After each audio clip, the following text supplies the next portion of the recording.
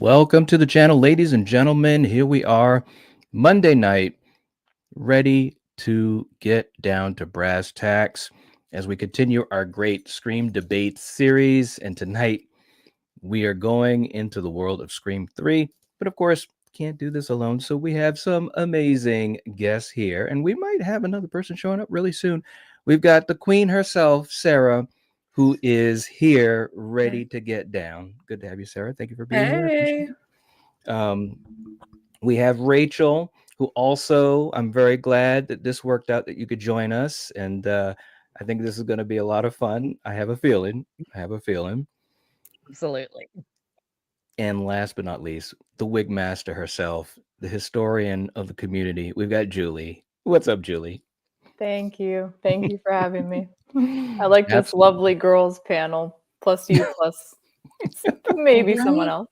It's hashtag ladies night.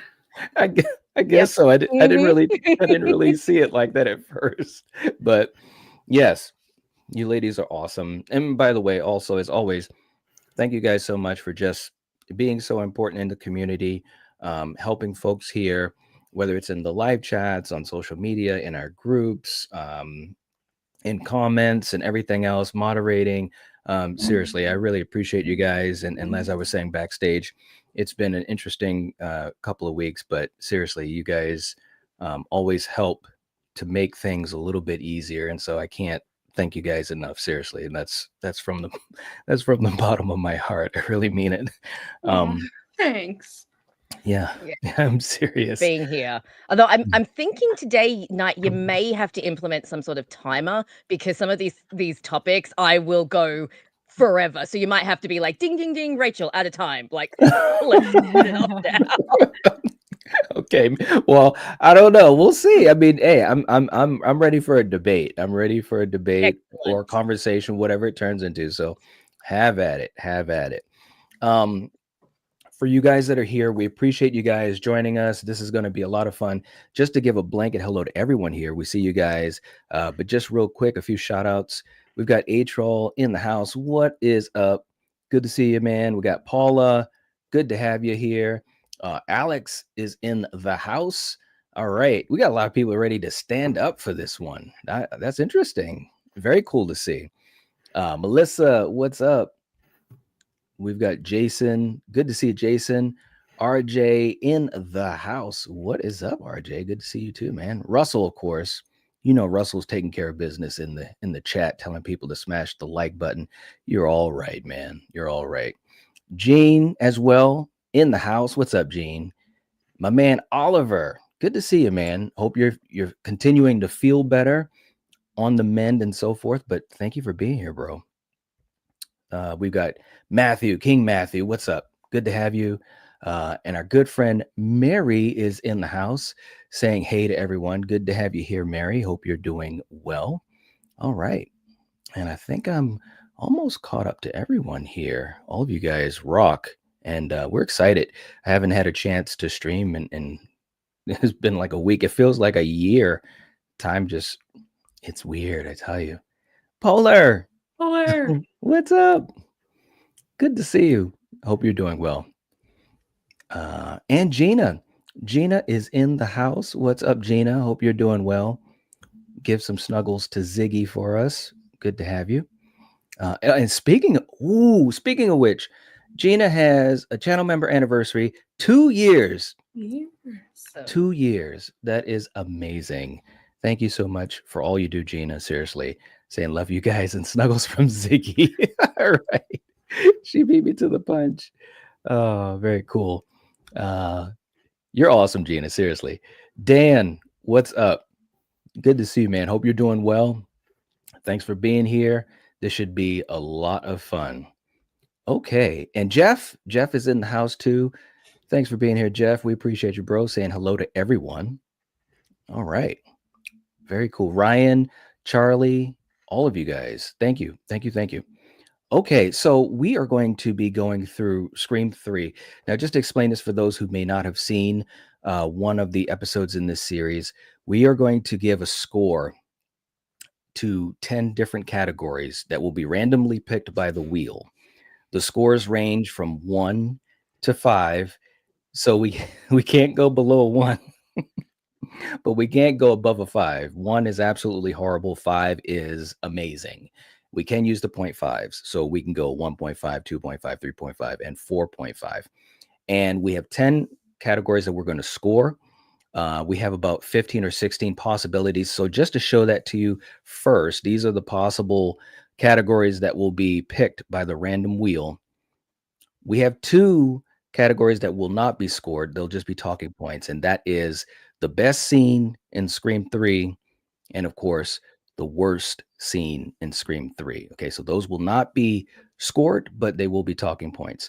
The other possible scored categories are the story, the kills, the cinematography, the opening scene, the reveal, which is a new category specifically for the Scream franchise, the directing, Ghostface, the characters, the mystery factor, which is another new category specifically for Scream, the motive, another new category, the final girl, and of course, as always, the it factor. So those are the possible categories that the wheel will be picking randomly.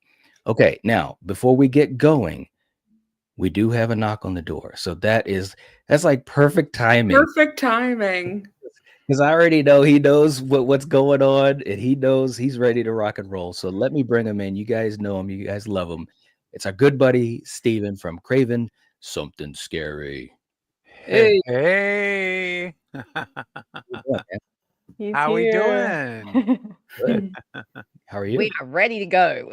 I bet. Me too. Sorry I'm late, but it's like you said, I got here just in the right time, it sounds like. So Yeah, perfect. absolutely.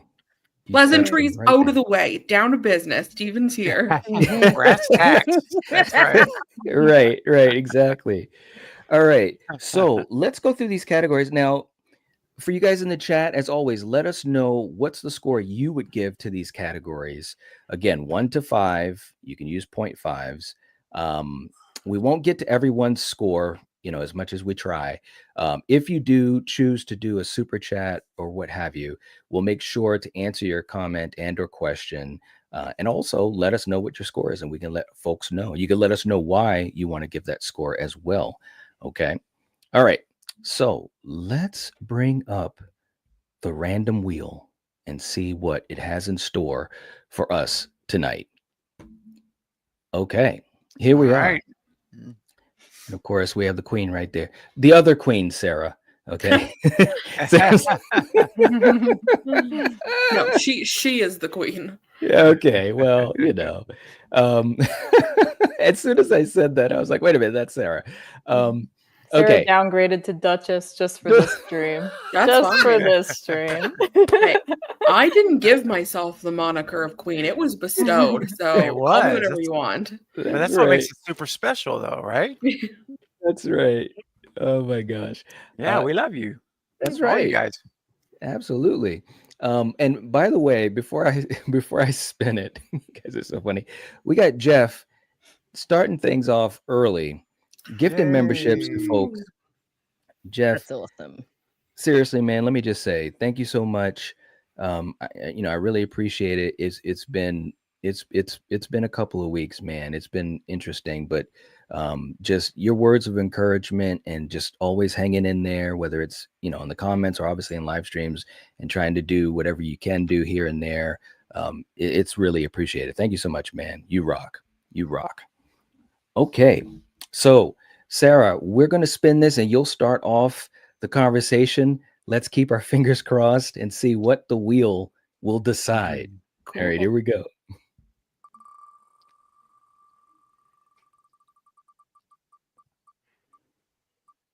Ooh, oh man. There it is. Okay, so so just to throw this out there, so we're going to be talking about the story, the story from A to Z, in your opinion, okay? Mhm. What do you think about the story, and what's the score that you want to give it 1 to 5? So out of 5, I'm going to give it a 4. Okay. I really like the story. I like that it is a little darker. I like the arc that it goes on. Mm-hmm.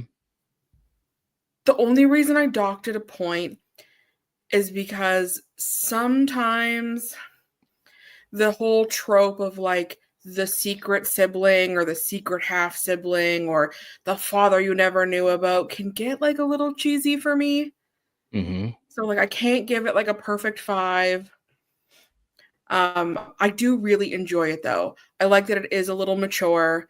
Like these are like adults now. They're out of university and we can get a little darker. I like exploring a backstory because after 2, it kind of was, well, where could we go? Mm-hmm. And we all know where it was supposed to go and we had to pivot. Yep. Also, like props to them with all the interference, still making a coherent story. So Mhm. I can't give it a perfect 5. There are some things that I wish I could change. So I think we'll settle at a 4. Okay, we're gonna go with a 4 for you, so we have that down officially. And by the way, for those who don't know, the scores that we give to Scream 3 today ultimately will give it a final score, and that final score will help rank the franchise. So that's how we're going to figure out the ranking of the Scream franchise. And this is the second to last film in the series that we've done. And by the way, if you haven't checked out our other episodes, please do. It's been a lot of fun. And just like we had fun with the Halloween franchise and Elm Street, I think that this is going to be interesting, and it might be right down to the wire. So, okay. Julie, how about you? What do you think of the story specifically of Scream 3? And what's the score that you would give it 1 to 5? Yeah, so I think Sarah made a good point there. This is like the plan B story that they had to go with here. And I think, especially given that, they did a really good job. Mm-hmm. I really enjoyed the mystery. I had no idea who it was going to be in the end. Who I guessed was wrong. And I think the characters were handled really well here.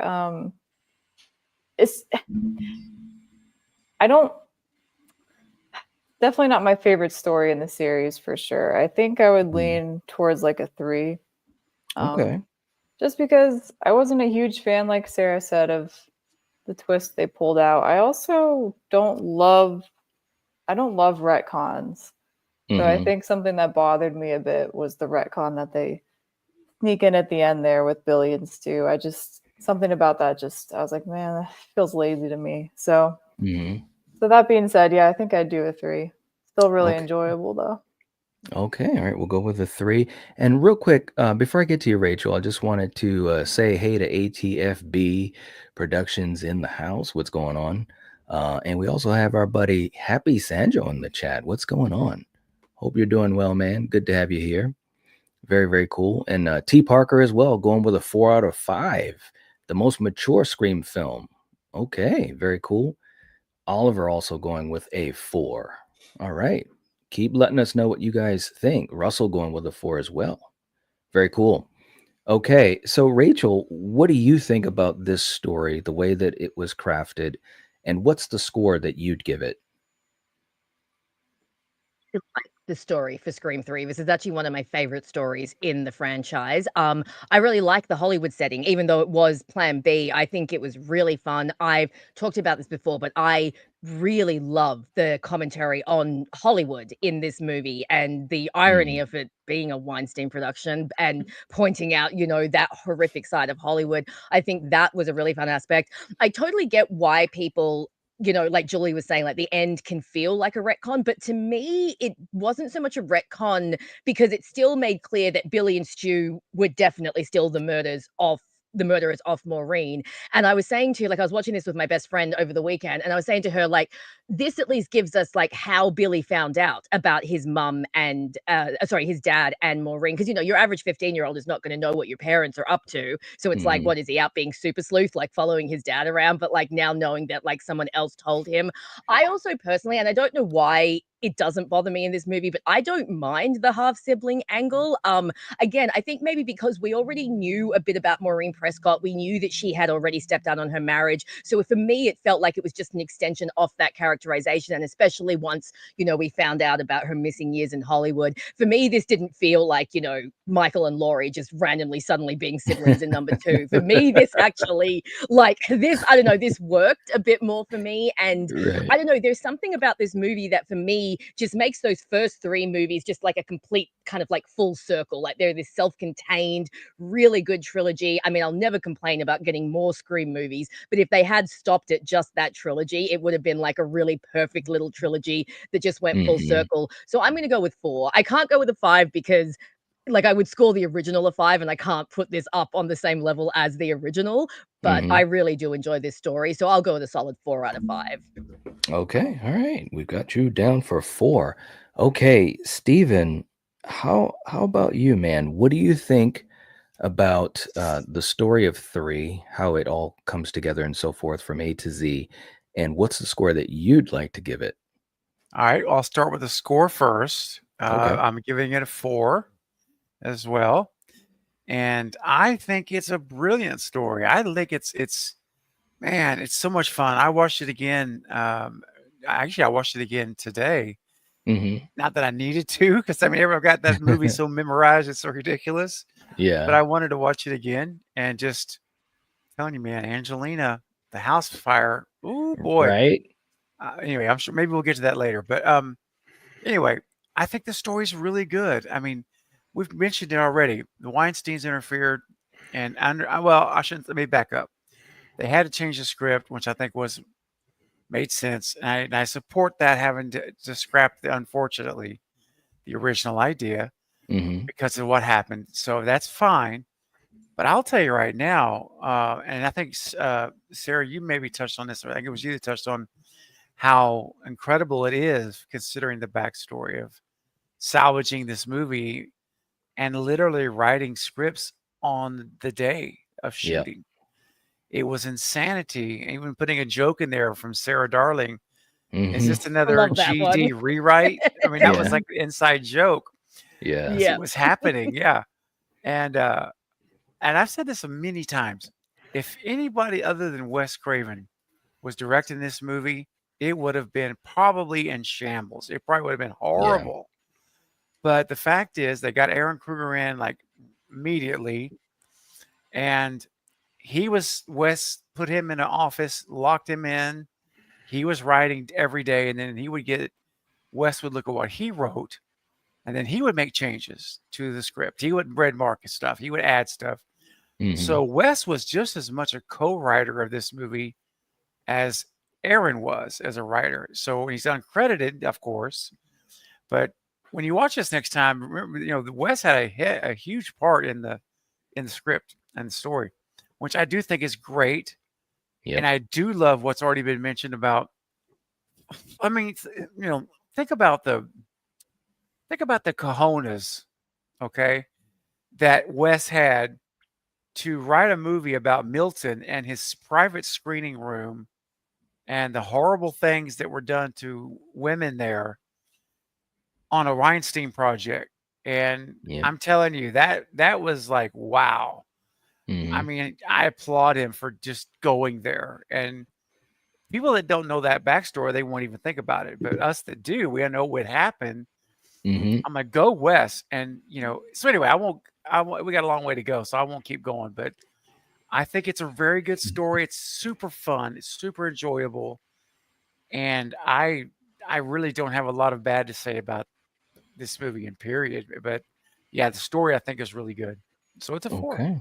All right. So we've got you for a 4. Okay. For me, this film, it's interesting because it's kind of changed over time a little bit for me, and I've always enjoyed it, but I've come to appreciate certain things over time. And like you guys already said, there was a lot going on in the background, a lot of some of it was just some odd stuff too, man. Like, and I talked about it in my Why You Hate Scream 3, like, Aaron Kruger came on. He hadn't seen any of the films, but he wanted to work with Wes. So that right there was kind of like, oh, okay, but like you said, Steven, at least Wes was able to on the fly, just kind of, sharpen some things up. And That's I right. think it was a masterful job by Wes as far as keeping the ship afloat. That being said, there were some elements that, kind of like what you were saying, Julie. It's kind of like, okay, it works, but were you already in a corner, a little bit. So for me, I really do enjoy the story. I think it's done some things in the franchise that no other film has done, and it did it in a way that was Scream worthy. It fits into the franchise, which was like we've been saying, very tough to do based upon the behind the scenes. I think I'm going to go with a 3.5.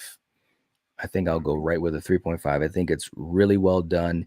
The only thing for me, and it's kind of an advantage and a disadvantage, as I said in my Why You Hate video, Nev had to work. Her scheduling was really weird. That's why she had less screen time. To me, that's a disadvantage, and we might get to that later on. But the advantage of it is that you had some of the other characters have moments that we may not have had otherwise. So, this is an interesting film. I've always thought this was a really interesting entry in the franchise, but I do enjoy it. So I'm going to go with a 3.5. All right, very cool. For you guys just jumping in, welcome, and also continue to let us know what you think about the story. I definitely see a lot of what you guys are saying. Some good comments, some really, really good comments. Okay, let's see what our next category will be. Sarah, and you'll be starting us again.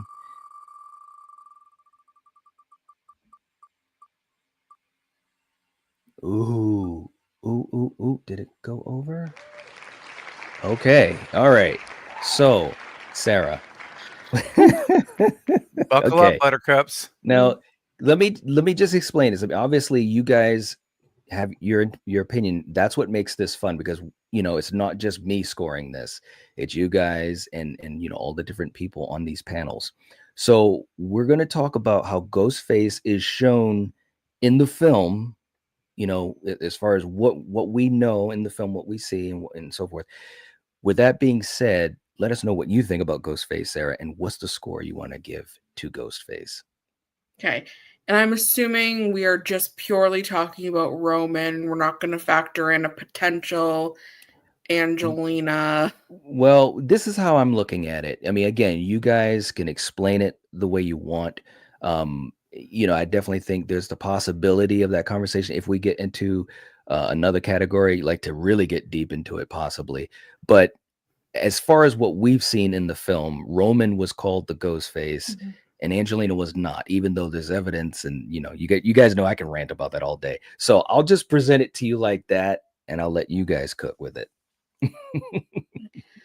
I'll do my ranking first, because I do like him as a character, but I don't like some of the choices he makes as a Ghostface. So I'll probably...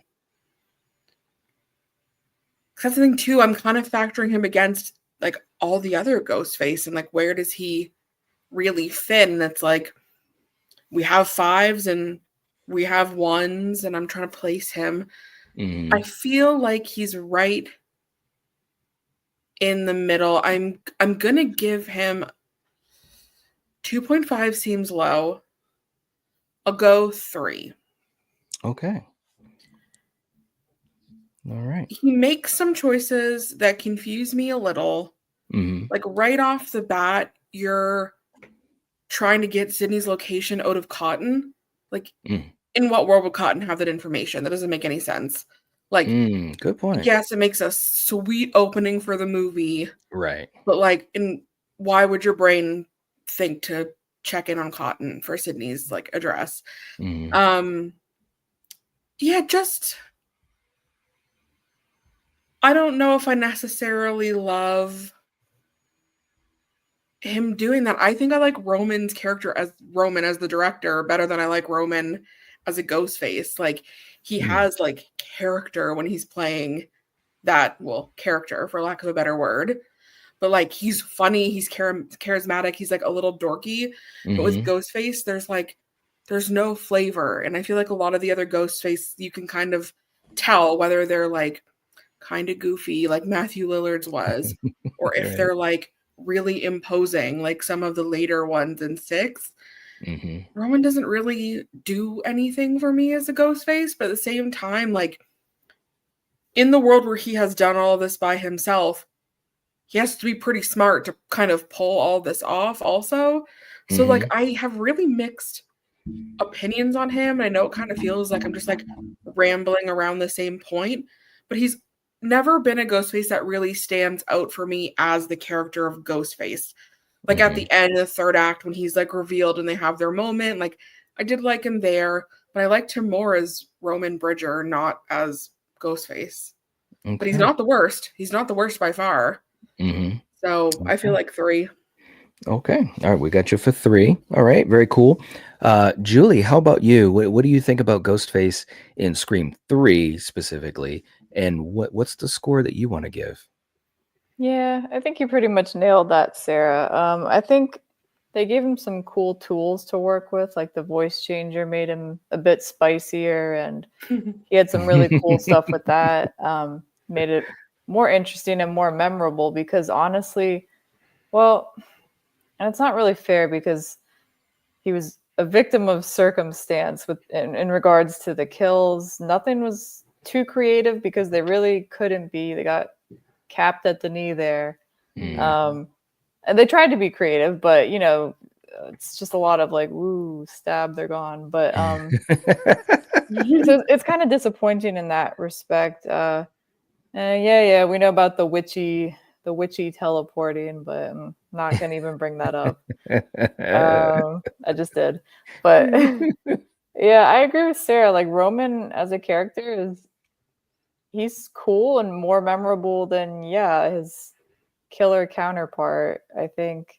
And even like, he's got some memorable Roger Jackson lines, but like definitely there's definitely much better ones in different movies. So dang. I'd probably give him I might go a little lower than Sarah, maybe like a 2.5. That's okay. Sorry. You know, like Sarah always says, what do you say, Sarah? Vote with your heart. Vote your conscience, vote your heart. That's right. It's okay. It is okay. But can I say something too? And then we'll go to Rachel. It was well said, obviously, for both of you guys, but Julie also including Roger as well, because that's part of it as well. And True. I'm not going to give my score yet, but I will say, you know, and I love Roger. Roger's always great with whatever he's allowed to do. I felt like maybe they could have let him do a little bit more. So when you said that, number one, I was like, yep, I agree with that, Julie. And number two, to also throw that out there that, you know, Roger is part of that as well when we think of Ghostface. So well said. Well said. Rachel, okay, what do you think of Ghostface in Scream 3 and what's your score? This is goofy Ghostface. Like, this guy, he doesn't impress me at all.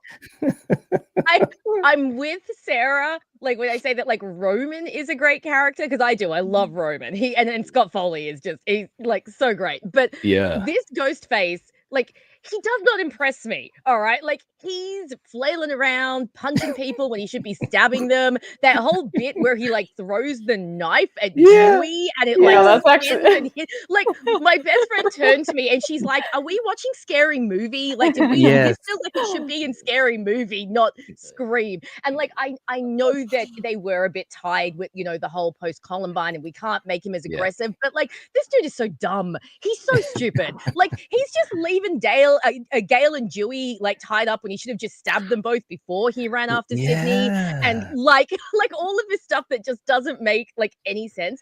But then Mhm. Sarah made a good point, and Julie touched on it too. When you look at him as a whole, he does do a lot of damage in this film. I think he Mhm. has a really high body count. The voice changer like brings its own brand of like fridge horror because you never know if the person on the other end of the line is Ghostface or if it's someone else. Like that's a cool little thing. But no, this guy like even in like 1 and 2, right? Like Ghostface has always been a bit of a clumsy killer. Like he's always Yeah. flailing about and but even when he's doing that, he still feels threatening, like in number 2 when he's chasing Sydney through the frat house and even though he falls over an armchair, I'm still like, Sydney, Mhm. get out, like Mhm. you feel that threat.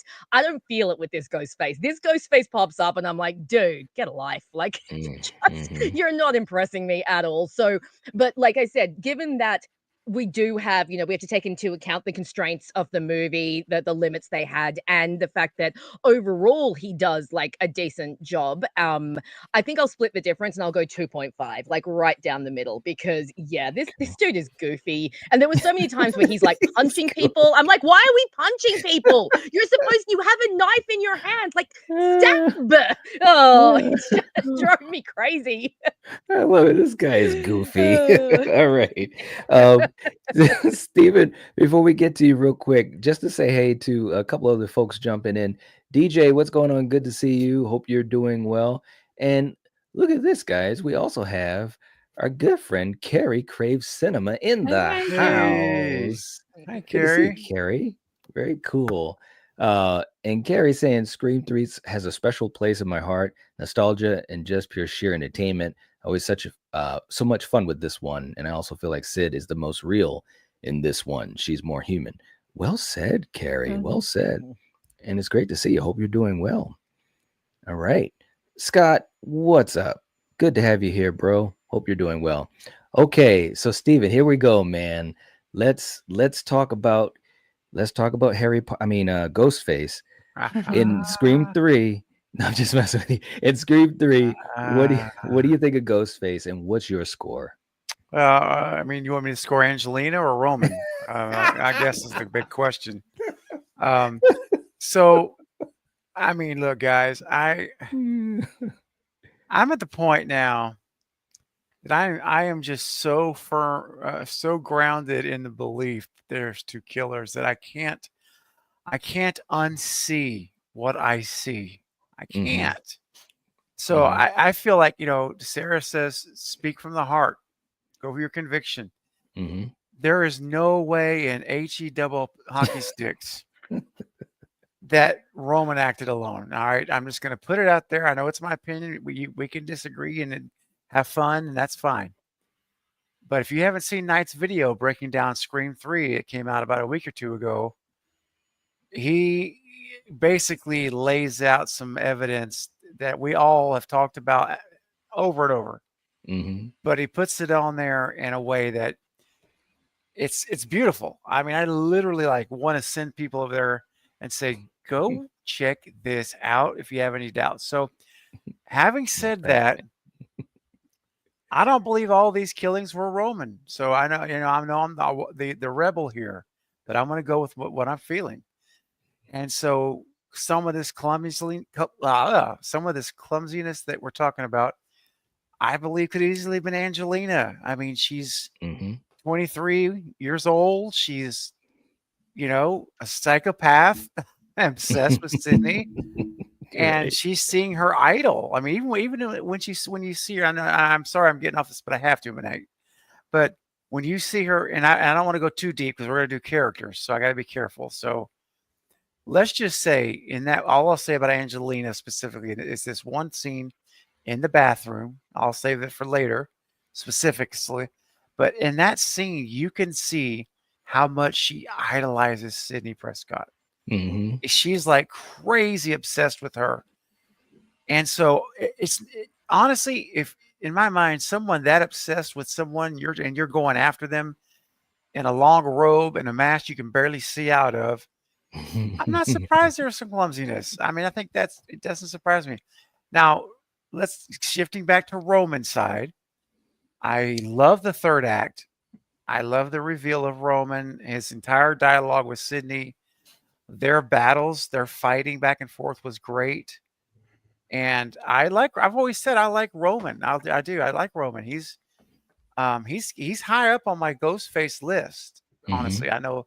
Again, I'm kind of getting away from what the group consensus is so far, but I really did like him. And I'm knowing in my mind in my mind, I'm convinced there's two.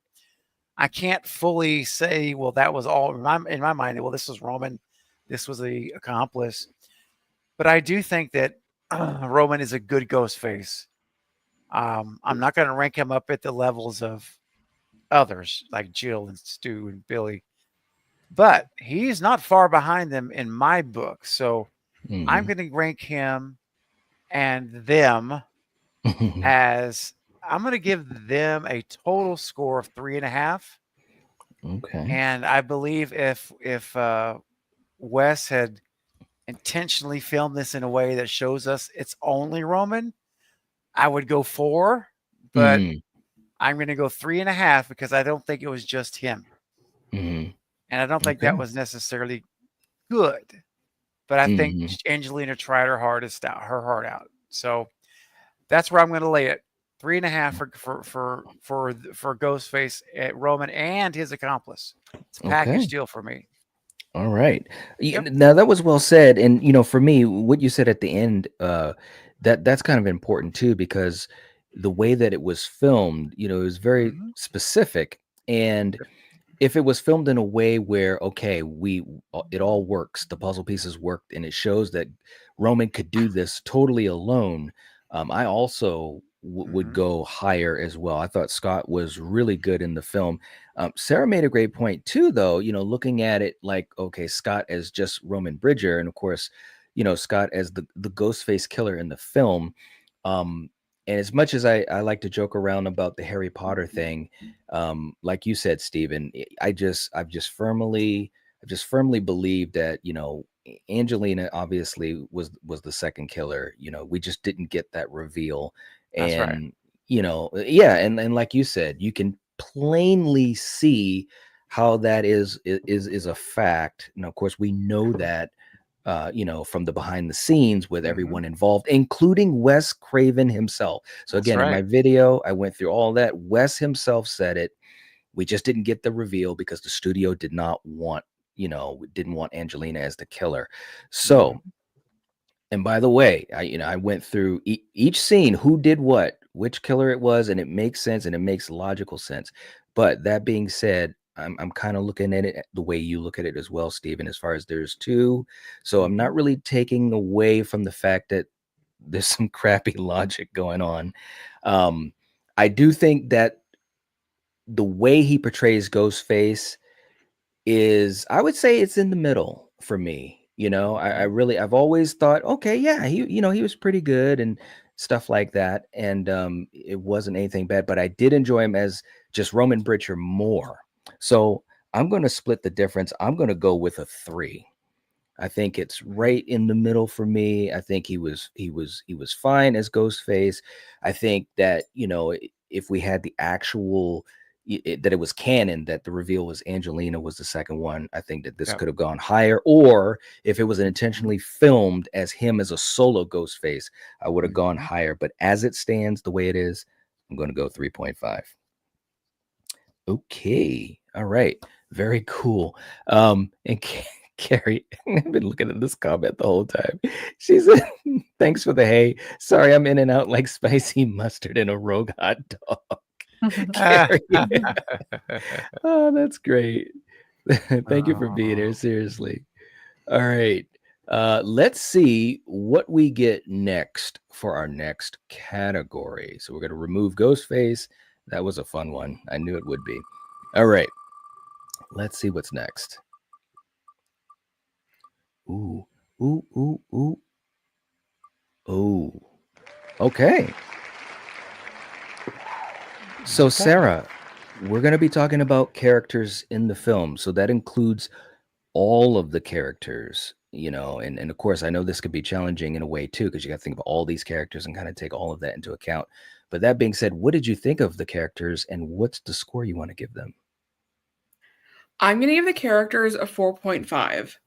Ooh, okay. I know a lot of people don't like them because they think they're like really over the top, kind of goofy, but like that's kind of the point. Like they're almost caricatures of what you would find in Hollywood, right? It's like the meta of it all. Like Mhm. you have your like skeezy director, you have the Jennifer Jolies of the world, you have the people like the ingenues and the Toms, and it just, I don't know, everybody played the part they were supposed to play like really well. I will say sometimes it does stray into a little over the top, which is why I'm not giving it a full 5. Mhm. But also like besides the like I'll call them the stab cast, who are like the more caricature-ish people, Yep. our like normal cast is also doing like a very good job. Like this is Sydney's like best outing for me personally. Like this is her H2O. Like she is here to like end it. Like love her. Also, while Dewey has a couple goofy scenes, we talked about the butt of the knife to the head. He's very in control of this situation. Like he's putting Stone in his place. He is protecting his girls. He is going toe to toe with Kincaid. Like he very much has like come into his own.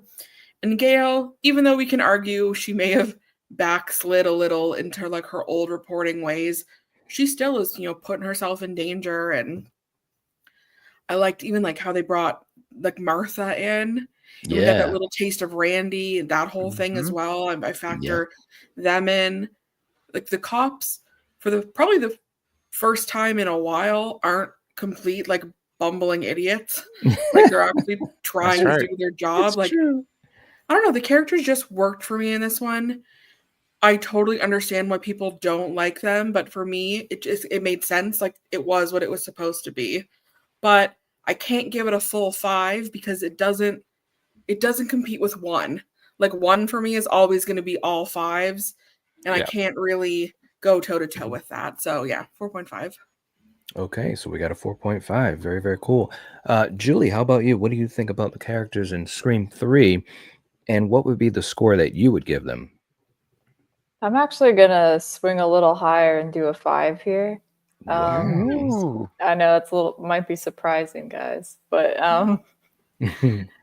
these I really don't know how else to say it besides I think everyone in this movie is memorable. Even the people who have like one scene, memorable. They picked really great actors, like, oh my gosh, Parker Posey, obviously. And even like Carrie Fisher's scene was like fun and good. Epic. And Yes. I just think everybody and the other cop, not Kincaid, I'm sorry, but the other Wallace. one, Wallace. even he was memorable. So it's just like every single character in this movie I really liked. Stone, oh my gosh. Well, I love that actor to begin with, but it's just like I feel like that's the strongest part of this movie for me. Yeah. So yeah. All right. Okay, so we've got our 5. All right. Okay, Rachel, what do you think of the characters and what's your score? Split. I'm not as into the new characters. So as for our OG characters, I'm with Sarah. I think this is Sydney's best film. I think this has her strongest arc. I know that they didn't have Nev for that long, but I think what they did have her for, they utilized it really well. Like I noticed that when you watch this film, even though Sydney's not on screen that much, her presence is always there. And the way they pace out her scenes, I think is done really well. And then when I love when she comes to LA and she's like, the killer found me. I need to be here. I need to see this through. Like she's fantastic. Gail is awesome in this movie. I love Gail in this movie. She is so good. She is getting shit done. I love when she sneaks onto the set and they're trying to pull her off. She's like, I'm with Kincaid, damn it. Come on, I'm with the cops. Dewey, tell them. And she's just having a great time. Jennifer Jolie might be one of the greatest characters in horror movie history. Parker Posey Wow. is second to none. She is Mhm. Jennifer Jolie makes this movie for me. She is so great. Everything from like her being like Gail Weathers 2.0 to her slightly Yeah. creepy relationship with Dewey to like all of her like fantastic lines. Like she gets some of the funniest lines in this movie. Her relationship with Stone. I love that scene where she just leaps up into his arms and he just, like picks her up like she's a doll. And you just think like, what is this Yeah. relationship? Like I that is so know. much fun. Roman, I love Roman. He's a great character, but the new characters, oh, they bug me so much. I know that they're supposed to be stereotypes, and Sarah makes a good point that they're supposed to be the stereotypes of Hollywood and what the kind of type of actors you're going to encounter. And I do think Mhm. Jenny McCarthy's scene is a little funny, like especially when she's lampshading, when she's all like, I don't like the fact that I'm 34 playing a 23-year-old. And I'm just Yeah. like, yeah, like I love stuff like that. But I think they're so underdeveloped that they just bug me. Like I wish that Mhm. we had a little bit more oomph. You've got dodgy ass Angelina, when you don't take into account that she might be the second killer. This girl just looks so dodgy. Like that bit after the explosion, she's like, oh my god, Tom was in the house. Like, yeah, only because you blew him up, girl. Like, You're let's not right. pretend that you don't know what's going on here. So I think, yeah. And you know what? It's interesting, Sarah, because I kind of feel the opposite about Dewey in this movie. I actually think this is one of Dewey's like lesser movies. Like, dude, why are you shacking up with like Gail Weathers lookalike? That's a little creepy. Like, Dewey, be better. Okay. Like, be Yeah. better. It's just a little bit off. So I think for me, I'll go with 3.5 because I do think that, some of the characters are really like good and we get some really good characterization. But some of those new Mhm. characters, it's just, oh, let's just kill these guys already. Let's just get rid of them. They all should Oh, have blown man. up in the house along with Tom. Wow. Okay. All right. Well said. So we got you down for 3.5. Thank you so much for that, Rachel. Uh, Steven, what are you thinking, man? When we talk about characters as a whole, A to Z, all the characters, what's the score that you want to give? Yeah, I'm going 4.5, man. I'm going way Ooh. up there because there's not a single one of these characters that I'm like, oh gosh, I can't stand this person. I mean, Mhm. I enjoy them all and understanding what the inside, the meta side of what you're seeing here portrayed. Mhm. To me, it's just perfect. And all of them, whether they're little small roles or, if they're in it more often with the new people I'm talking about, I mean, they're great whenever they're on screen. Tyson, was it Tyson? Yep. He was playing, who was he playing? Randy. He was He playing was playing Randy. Randy. Yep. I mean, he doesn't get a ton of screen time, but when he's in there, he's great. He makes max. I think that's what I want to say is they're all maximized. Like the moments they're there, I think the writing that Wes did and Aaron it brought the best out of them for whatever time they had. That Mhm. what they did was never felt like it was just filler space or that kind of stuff. I felt like, yeah, man, I'd like to have seen more of this Mhm. character. Now Jennifer Jolie, the character. Thankfully, we got a lot of time with her, and she was phenomenal. I mean, again, watching it today for the some odd 100th time, I still laugh. I still laugh at everything. I still think. I mean, it never gets old for me. So Mhm. just fantastic. I think I love seeing my friend Lynn McCree. And we got to see, Sydney's mom, Maureen Prescott, which was great in the nightmare sequence, Mhm. and showing Sydney's her real struggle with post traumatic stress of all the trauma she'd been through. Yep. And I really like that they didn't try to make her an invincible character. Mhm. They allowed us to see her be vulnerable even when she's alone. And I think that was important because for Sydney's arc, man, it's what you want to see. Like, you want to see that going Yeah. from this bubbly, innocent high school kid beginning of Scream to going to where she's now, this very aware, and yeah, she's on a mission. Like whenever things get going, when she realized that she was no longer safe at home because they called her home, and that's why Dewey's like, "What are you doing here?" She's like, "Well, they called me at home. I'm no safer there than I would be here, but at least here I'm not alone." Right. And I like them all. I like Kincaid, Wallace. I love that duo. And sorry, Mr. Gary Barber, you messed up by not paying Dempsey.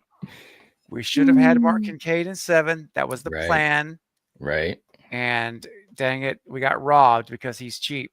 Again, don't get me started. I guess I already did.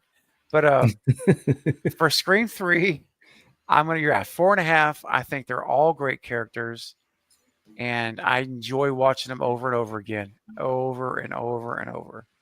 Yeah. Okay. All right. So we got 4.5. Okay. For me, I mean, you guys said so much that I echo. I think this is a really fun group of characters, number one.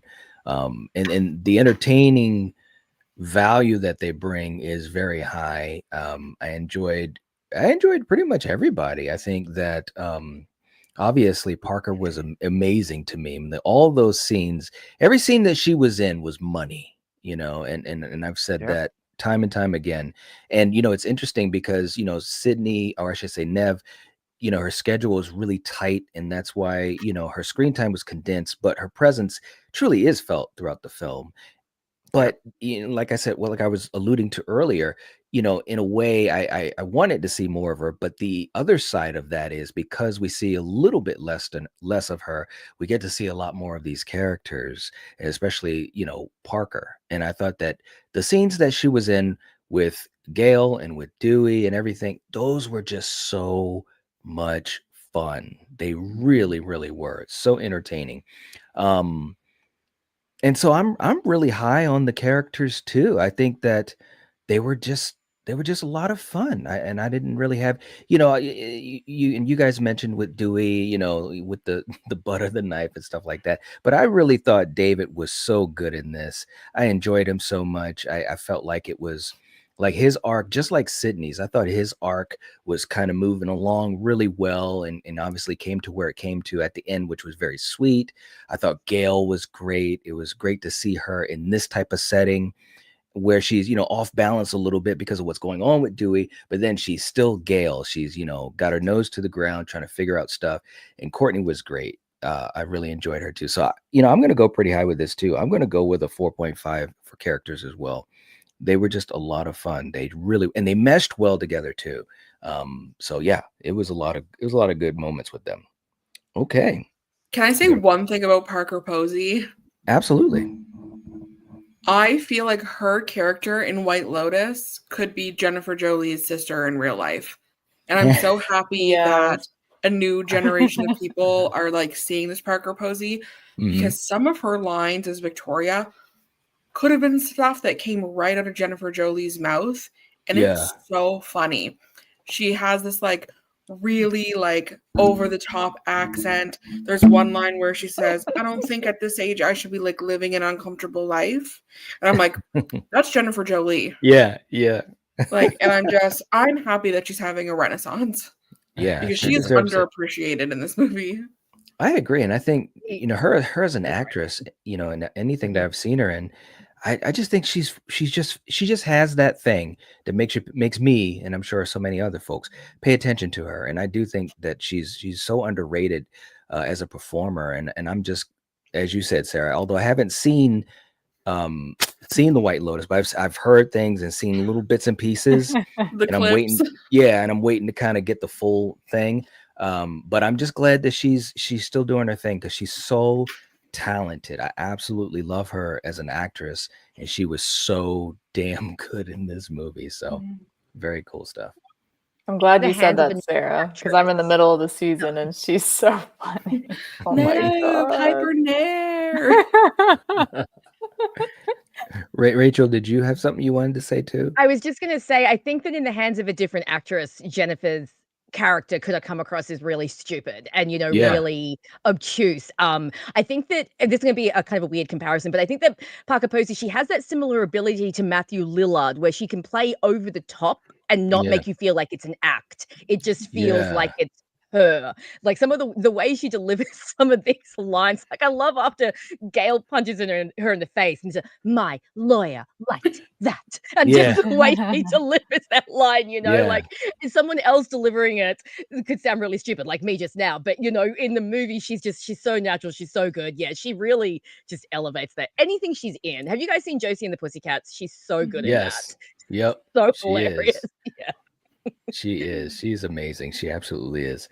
Okay. All right. So let's see what our next category is going to be. Before we do that, real quick, just to give a shout out, we've got Johnny coming in. What's up, Johnny? Good to see you coming in with a super chat. And thank you so much for that, man. Much appreciated. It helps us out a lot. Saying, "Hey, Night, love your channel. Recently subbed. Thank you so much. Here to support my guy Craven and the lovely ladies you have on as guests. Great job, everyone. Thank you so much, man. We appreciate Thanks, that. Johnny. Yeah, Thank you. very cool. And thank you so much for the support. And I also want to give a shout out to my man Atrol. And I just got the notification who just joined the Patreon, which, Yay. bro, All right. listen, thank you so much, man. I really appreciate that. It helps out a lot. Thank you for your kind words. When we've spoken on social media offline and so forth, much appreciated because that helps out a lot. And kind of like what Steve and I were saying in our stream the other week, we have a lot of things we've got planned, and also trying to, have both of our platforms, with channel members, the YouTube channel members, and also the Patreon members, and doing some really cool things and some fun new things too. So Adriel, thank you so much for that. I'm going to put the link in the chat too, because I probably should have mentioned that, but just there's just so much stuff going on. Totally lost my mind on it, but I'll put the link in too if anyone is interested in joining the Patreon. We have a lot of different things that we're able to do there, where we don't have to worry about YouTube as much and copyrights and all of that type of stuff. We have a chat system that for me is infinitely easier to connect with you guys and communicate than it is in the community posts, which a lot of times they just go out there and people don't see them. So, but Atrol, thank you so much for the support. I'm going to put the link in here. And I just saw our good friend Barb says, "I'm on your Patreon and YouTube so that I don't miss anything." You're Barb, you're all right. Thank you. Thank you so much for the support and the friendship. And, we have a good time. We really, really do. So let's do this. Let's just do a quick super chat clip. Just for all the thanks to you guys and all the support. Oh geez, Sarah, thank you. You just Sarah's working while she's on the pedal. Thank you. She's on the ball. She is, man. Thank you so much. I appreciate that, Sarah. You're so sweet. You got a lot of things on the go. I already have it pasted in my notes app, so I just throw it in. You're all right. Seriously, I appreciate it. So let's do a clip for all you guys. And again, Atrol, thank you for doing that, man. I appreciate that. That really helps us out. And yeah, it's really cool that you did that for Patreon. So, sometimes you never know what to expect, when you're missing someone or you're thinking about someone and you get kind of emotional, and it might sound just like this. If you don't know me, you will never, never, never know. Meow. If you don't know meow, you will never, never, never know.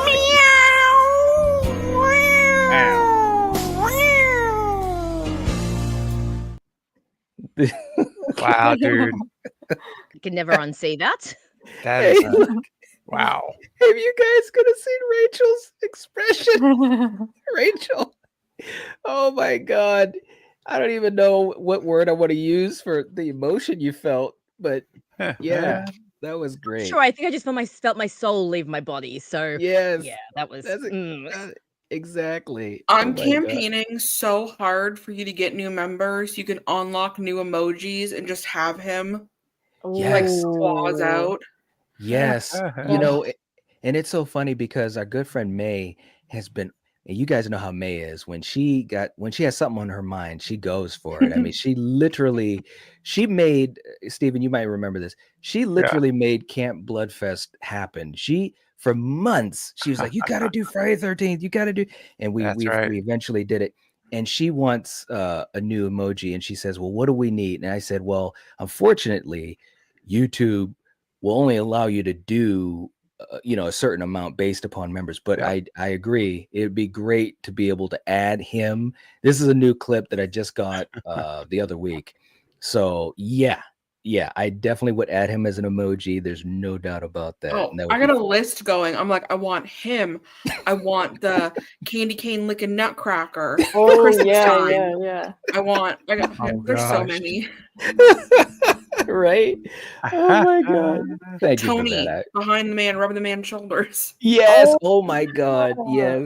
Yes. Yes. That would be, guys. I'm telling you, some of the fun of those clips, and Stephen, I know you know this as well, is seeing the reactions of people, Mm-hmm. the Yes. backstage, because I can see you guys, and oh my God, so funny. So And I would be funny. remiss if I didn't mention Mr. Stumble on My Way with his powder compact. Like, I have him just for coriander. Yes. Oh my God. Hey, look, can I say, look, and I know we're off the rails, but you guys that are here, you're here. You guys know how this goes. A quick aside. So we went to go, to see my dad and stuff. And so it was, a really important trip. And we were gone for a few days. We're in the car. I'm playing my Spotify. I kid you guys not. I'll Be There came on. Yes, I do have it on my playlist. Nice. And I'm man enough to admit I really enjoy the song. Now, part of it is because of the fun of it and her reaction. The other Mhm. part of it too is I did a tribute, to just different times with all of you guys on the Yep. channel, and that's the song I use because I think it's kind of like an anthem. The song came on. She didn't know what it was at first, and he starts singing. I'll be there when all the hurt is gone from me. I'll be there. She turned it off. She's like, no, Oh, and then we're laughing. Oh my God, it was great. that's It was awesome, absolutely dude. I love that. I know. So we listen, and we needed some laughs these last couple days. So we got some laughs from that, and Aw, obviously that means that you guys were a part of that too. So thank you guys so much. Seriously. that's All cool. right. Yeah, it was. If you could have seen the look on her face, it was classic coriander. It was absolutely classic. You know what else is classic? We've got Barb working in the chat too. She's gifting a membership. Thank you so much, Barb. This is Nice. awesome. It's like Christmas or Oprah. You get a gifted membership. You get a gifted membership. Thank you so much. We appreciate you. Seriously, you rock, Barb. Okay, let's go. Carrie's looking for the Mr. T emoji. Yeah, there is one there.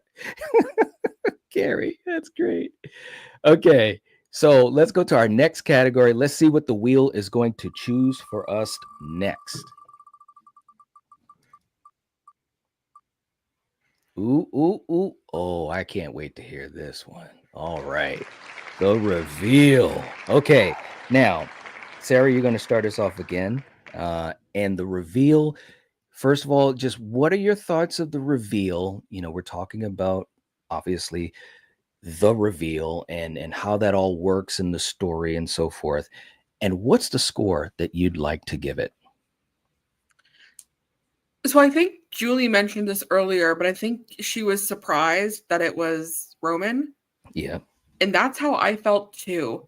Like, Mhm. I know we've had fake out deaths before, but there was like no reason for me to question Roman being like a fake out death.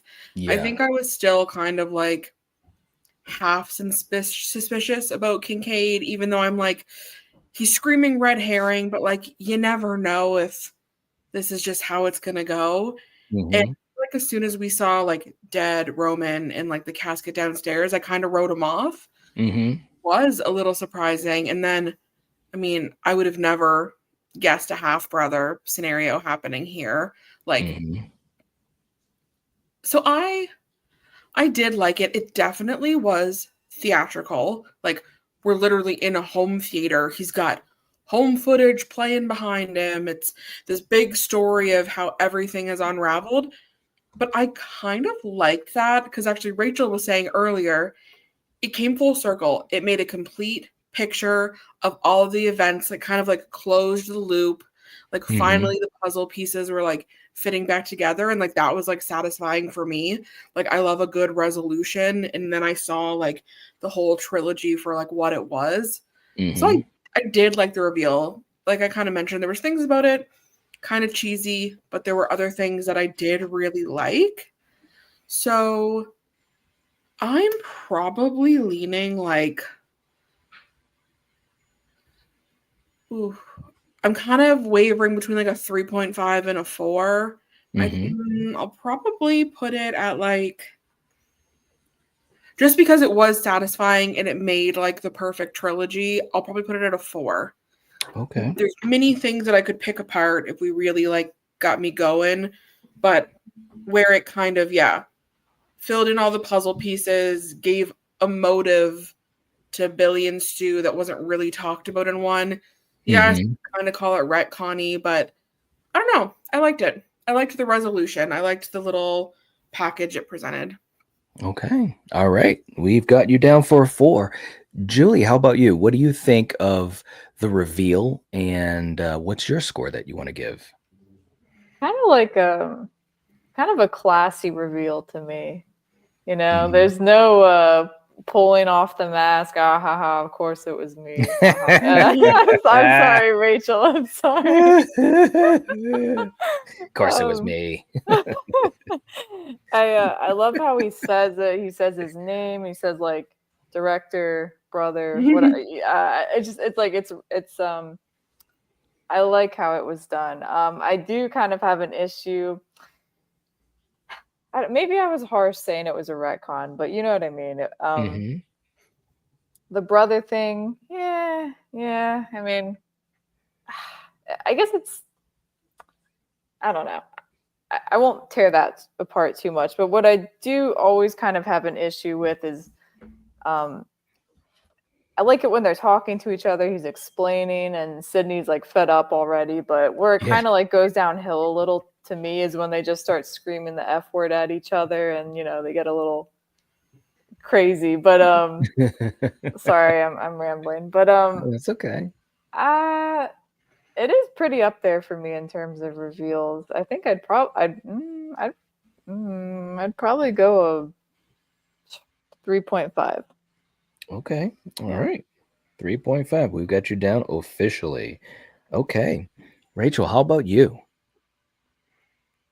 So yeah, I really like what comes from this reveal, like Sarah was saying, and like we touched on earlier, you know, the reveal of who Roman is, and the hand he's had in all of the events that have gone on, how it brings it first full circle. I do love the theatrical nature of it happening in like this massive house that has all these hidden passages, and they're in a screening room. And this was, again, I am with Sarah, this was one of the ones that like I literally did not see coming, because you're right, you see Roman dead and you're like, yeah, okay, there's no reason to question that. However, if there is one thing that spoils this reveal for me, it's the fact that there are no scenes between Sydney and Roman before this scene. So the mask comes off and we're all like, oh my God, it's Roman. But meanwhile, Sydney's just like, new movie, who dis? Like, it's literally like she has no idea who this dude is. Like, it could have been Santa Claus for all she knows, and it would have had the exact same impact. Like, there's no impact for Sydney in universe. It's just like, okay, random white dude. You could literally be any serial killer, but okay. So for me, that does lessen the reveal in universe. But I think everything else that comes from the reveal, like we're saying, like, yeah, just the way it just brings out everything full circle, and we get like the whole backstory, and we get those home videos. I think that's all really fun. I actually, Julie, I'm sorry, but I actually really love that. Because I just think this is such classic sibling behavior. I mean, who hasn't chased their sibling around with a utensil? I once threw a spoon at my sister, missed her and hit the wall, but you know, we've all been there. So I think the Sydney knowing who it is does bump it down a little for me. So I'll go with a 4 out of 5 because I do like everything else that entails. I just like, I know that we had the scene with Angelina, but I just think once they realized that they weren't going to have Angelina as a second killer, just film a quick scene between Sydney and Robin. You know, he runs into her on set, or he comes across her in the office, just something so that when the mask comes off, she's like, "Oh yeah, I've seen you before," instead of just like, "Who are you, dude?" Like the look on her face is at all, just like, am I supposed to be impressed here? I do not have any idea who this is. So 4 out of 5, but just because of like that little bit. Okay. All right. Steven, how about you? What do you think of the reveal? Yeah, it's my third favorite reveal in the franchise. I'm going to give it a 4 because the other ones are 4.5 and then a 5. So I'm going to put it at 4. Touched on it earlier. Love the reveal with him and Sydney. A lot of great screen time with the two of them. I enjoyed it. Thought it was really good. Even down to the point, and some people don't like this, but I personally loved it when she held his hand. Yeah. And had that moment of humanity. Yes. With him, like, you know, you are blood. You're my blood relative here. You're my half brother. And of course, then she kills him. But I mean, but the point is, that whole thing, I think, was just, you know, or almost kills him till Dewey gets him in the head. But anyway, I think it's a great reveal. So yeah, 4.5 for me. I'm not going to really draw it out much longer. I think you guys made great points, but it was really good, unexpected, and I like when I'm surprised. And so this one did surprise me. So I give it a lot of props for that. And yeah, so that's my ranking, 4.0. 4. Okay, all right. Yeah. You know, for me, I think that it's a fun reveal, you know, because of Scott. I mean, he's just great. And I think that there was a lot to enjoy in that scene. I thought him and Nev had this great, even though you make a great point, Rachel, they should have had one scene, just something where they were, you know, and I do think that that's one of the only things I can kind of knock against it. But what we saw in the reveal, I think there was great chemistry between Scott and Nev as actors, and it made for a great scene. You know, the idea of you know, the mastermind and so forth, and whether or not it feels retconny and so forth. You know, I think it worked. And it really did kind of bring everything together with the idea that this was going to be the last one. And so I thought that was fine. I didn't have an issue with that. If anything, it kind of made more sense to me in a way too, because, you know, he was the person that kind of was the mastermind. He got the wheels turning, you know, for Billy and Stu. So I thought that was fine as well. But I do agree with Rachel. You know, it's just too bad they didn't have a scene together of some type. You know, I just think that would have been cool, because when he was revealed, even as you know, when I first saw it, and I was thinking, oh, it's Roman. And then I thought, wait a minute, has Sydney met Roman? That went through my mind.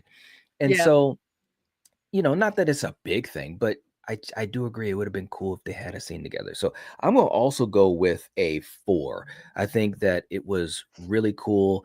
And he shined in that moment, you know, just talking to her, getting emotional. And of course, Nev, you know, let's just get on with it. I've heard enough of this before. You know, I loved it. So I'm going to go with a 4 as well. Okay. All right. Now, let me just jump to the chat real quick, because I know I'm way behind on you guys. So I apologize about that. But yeah, you guys are doing some good work here. It looks like Johnny's saying maybe Roman was really a Halloween fan. He had a Michael Myers complex. That's a good point. Barb's going 5 out of 5. Wow, it was such a great shock. Them showing the footage with the mom. Yes, and an explanation of why he targeted her.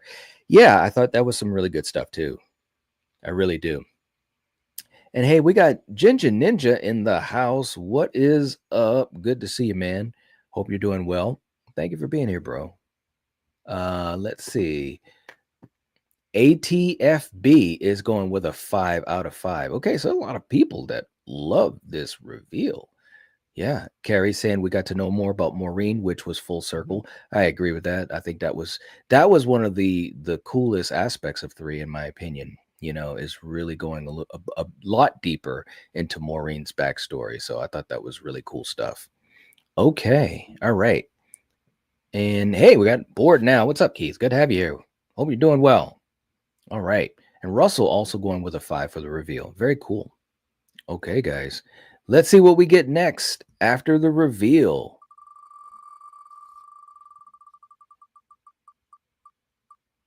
Oh, wow. Okay. All right. Yes. The mystery factor. Sarah, we're going to start with you. As I always say, some of these categories can be a strength or maybe not so much a strength of these films. But with the mystery factor, as far as how it's depicted in Scream 3, of figuring out who the killer or killers are and so forth, what did you think of the mystery? And what's the score you want to give it? I'm going to give it a 5 out of 5. Okay.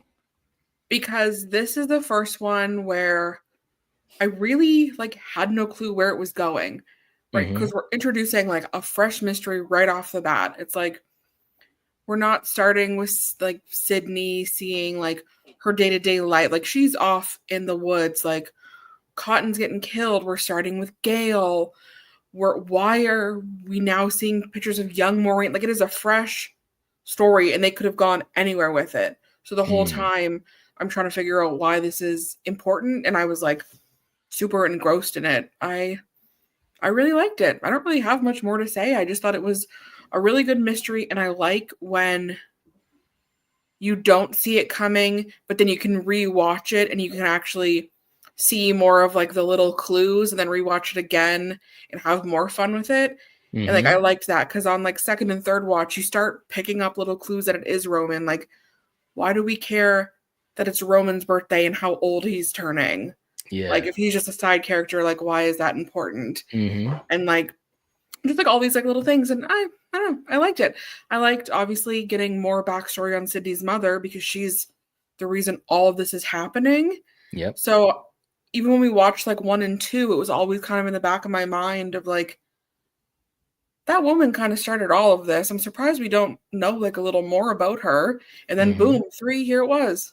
So 5 out of 5. I liked it. Okay. All right. Julie, how about you? What do you think of the mystery factor? Yeah, I completely agree. I actually really liked the overarching mystery with Maureen, and I know, yeah, this was one where I had no idea who the killer was, even to the extent where this is kind of embarrassing, but they hit me with the Clark Kent when Roman first takes off the mask. When I first saw this movie, I was like, "Who's that?" And then he said his name, and I was like, "Oh." I don't know why he looked so different without the glasses, but sorry. Joking aside, yeah, I'd also give it a 5. I think they nailed the mystery. They felt like they really tried with the mystery on this one. Yeah, I agree. Okay, we've got you down for 5 as well. Rachel, how about you?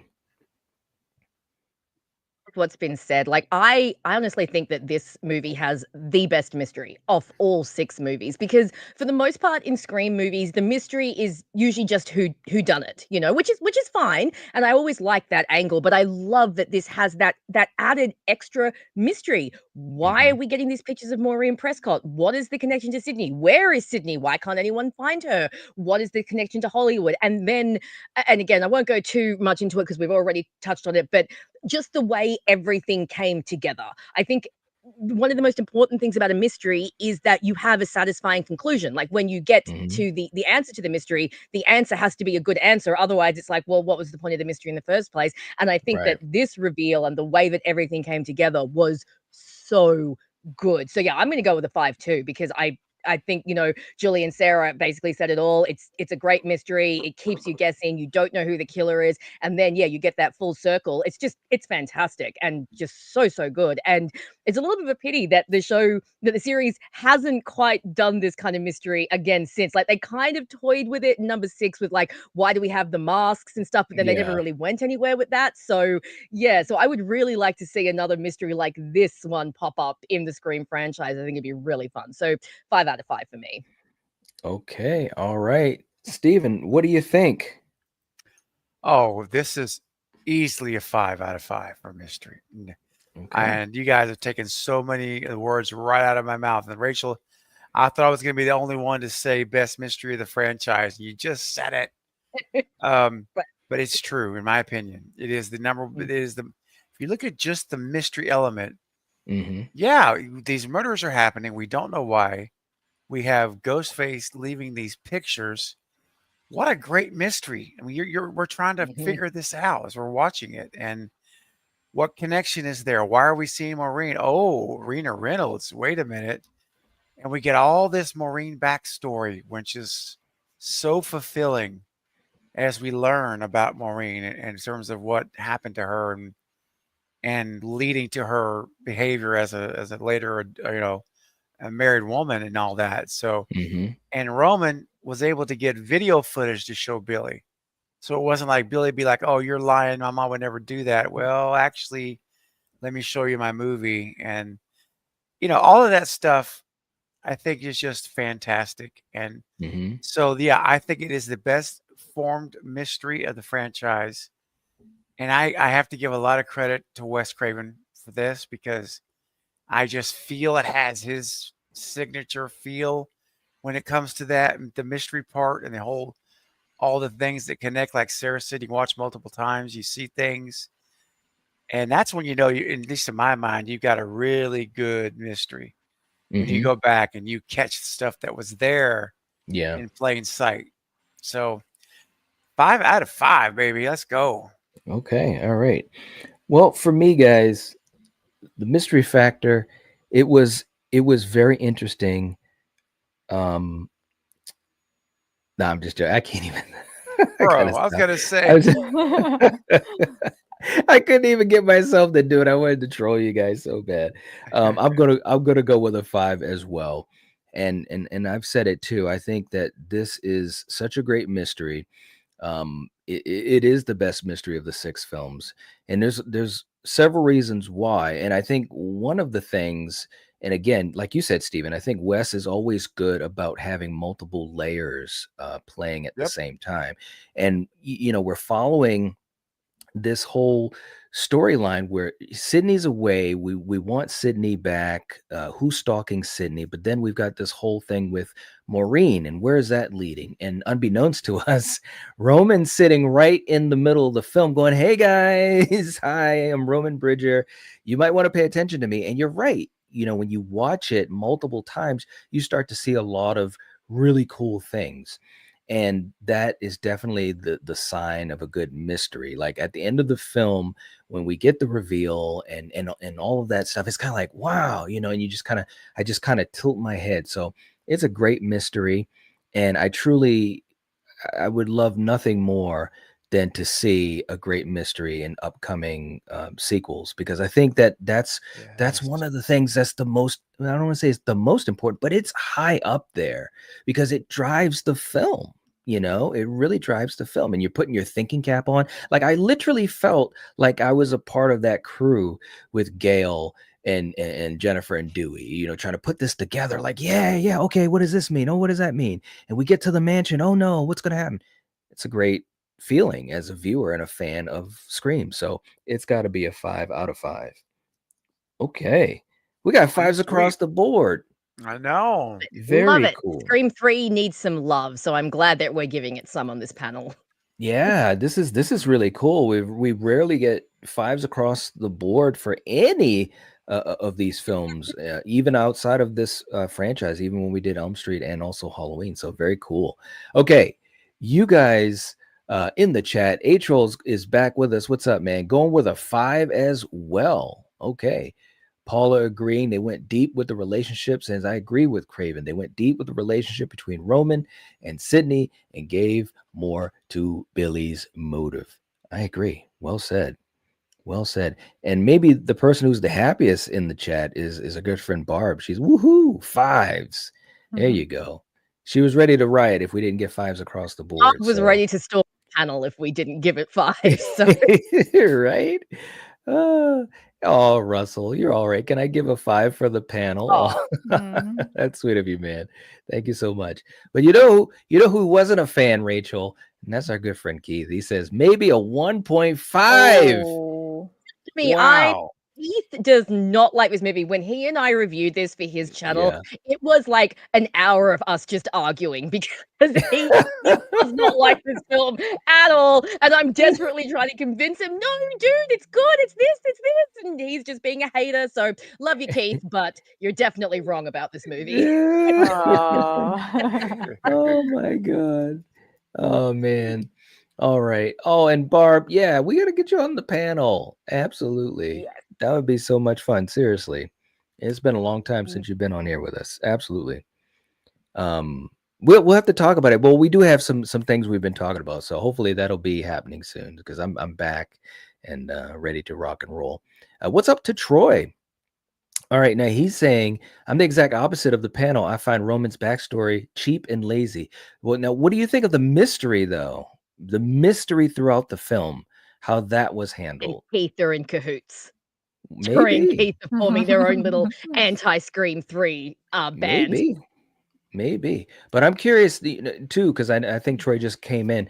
What do you think of the mystery factor as far as, trying to guess, what the killer's motivations were and the mystery of who it is and so forth? Because I just thought it was really well done. Okay, let's see what we get for our next category. So we'll take mystery down and let's spin the wheel. Let's see what it will pick for us. Ooh. Oh, it did click over. Wow. I didn't know if it was going to click over. Okay, so we're talking about directing. Obviously talking about what Wes did in this film. Sarah, what do you think about the directing, A to Z, the choices that he made and so forth? And what's your score? I mean, it's hard to fault Wes on a good day, let alone with all of the crap he had to put up with on this movie. Mm-hmm.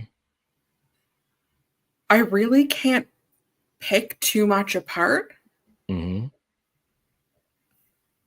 Like, there are some choices I would make if it were up to me, but it's like I know he had his hands tied. Like, when I think about the kills being like a little weak, some of the characters maybe being like a little underdeveloped, the way the story had to go, like that kind of all rolls into like him having to make these decisions. And yeah, like I could sit here and go, well, honestly, it's probably like a 4, but when you like start to hear about what actually happened and like all of the hoops this poor man had to jump through to get this done, it's like it's a miracle it turned out as good as it did. I think Steven said that earlier. If it was anybody else, this could have just fallen apart. This could have been the worst sequel. This maybe never would have happened. So, but then it's also, is it fair to then give brownie points because of all of this stuff is happening? Or do I just judge it based on what I see? And like, this is what I'm kind of stuck between. Yeah. So like part of me wants to say 4, part of me wants to say 5. So I think I'll just split the difference and do a 4.5. Okay. All right. So we got a 4.5 for you. Okay. Julie, how about you? What do you think of the directing? Yeah, I think a 4 for me. I think Wes did a great job with, like Sarah said, all the crap and the craziness, the rewrites, and the man was helping writing a lot of it. I think tonally there's some stuff that's a little too over the top, but overall I think he did a pretty darn good job. I also love the revenge he got with the Hollywood story and leaving the Angelina stuff in there to an extent. I think that's that's pettiness, and I love that for him because I would have done that too. That's so good. Yeah, I would give it a 4. I agree with Sarah. You can't give too many extra points because a lot of directors do go through a lot of terrible circumstance and Right. craziness. So Good point. That's a very good point. Yep. Okay. So we've got 4 down for you, Julie. Thank you. And Rachel, how about you? What do you think you want to give a score for directing? I mean, it's Wes. Wes on his worst day is better than a lot of directors on their best days. And, you know, like Sarah said, he was working against so much in this movie. There are script rewrites, the character changes, this and that. But I think that what he put together was still a really effective movie. I think some of these scenes, like, they feel like, you know, the classic Wes stamp. Like, I always think the scene where Sydney comes into the Woodsboro set, that is such a haunting scene, and it's done so well. And Wes really creates that eerie atmosphere of Sydney, you know, having this flashback to her teenage years with the voiceovers, you know, that she hears the dialogue of her and Billy. I think that whole scene is fantastic. I was chatting a little bit in the chat with someone earlier. The Ghost Maureen scene, I think, is so well done. I remember when I first saw Scream 3, that movie actually, that scene actually creeped me out. Like, I got genuinely scared by that scene, you know, the slow walk up the house. And then she has that moment where she just turns and looks up at the house, and you're like, Jesus Christ, mummy's coming home for you, you know? And then the creepy nails on the glass. So yeah, so I think even in a movie that is lighter and is more like comedy, he still gets, you know, a few of those scares in. We still get a couple of scenes that are really effective. And you know, I think he does a decent job. So I think I'd go with 4 as well. And again, this is kind of me thinking in comparison to like the first one, where I could not give it any lower than a 5. And I don't think that this one is quite up to par with the first one. So I'll go with a 4 because it's Wes and it's still really good. And there are still a lot of really effective scenes. Okay. All right. So we've got you down for a 4. Okay. Steven, how about you? What do you think? For me, it's a 5 without a doubt. And I am considering the full picture of what was going on. I have to, because I mean, to me, it's only fair because considering what he had to work with, that's what you have to work with. What do you make of that? And I thought all of these things that we've talked about, or you guys have mentioned, and I mentioned, I guess, some of it a little bit earlier, but all of these things factored in. Oh, I have to give the man a 5 because when I watch this movie, I love the movie. I enjoy this movie so much. And I'm like, this is great. I mean, I really think, you know, we've all complimented characters. We all went like really high, I think, for the most part earlier on our character rankings. And, you know, I don't remember everybody's score, but I know it was pretty favorable. And to me, some of that, I mean, what you're seeing from these characters is directing. You know, Wes is directing these guys. Hey, here's how, you know, let's play this like this, or, you know, I mean, all of this that we see on the screen, he shaped it and molded it to be what it finally was, even down to the characters themselves. So having all of that into consideration, I just have to do a 5. If I went less than 5, I feel like I'd be compromising my convictions. So I got to go with the 5.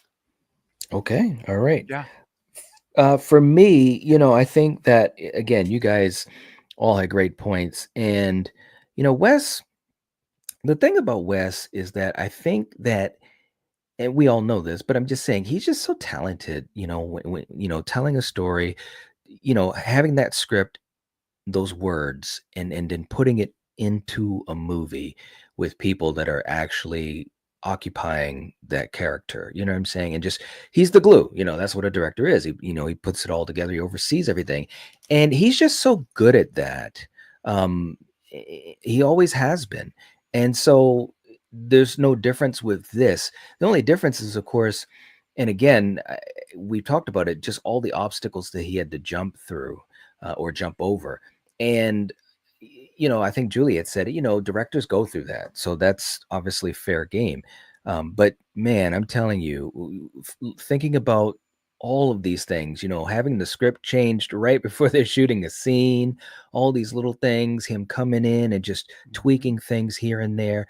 And you come out with a film that the lane of this film was narrowed so much because of what was going on in the real world, but to still be able to make it entertaining, and like you said, Rachel, to still have those moments where it can creep you out, those moments where it's like, yeah, this is a horror movie. It's a lighter tone for sure, but we still got those elements. I mean, there were a lot of moments that were very intense with Sydney and being stalked by Ghostface, or hearing the voices, or seeing things, and all these different aspects.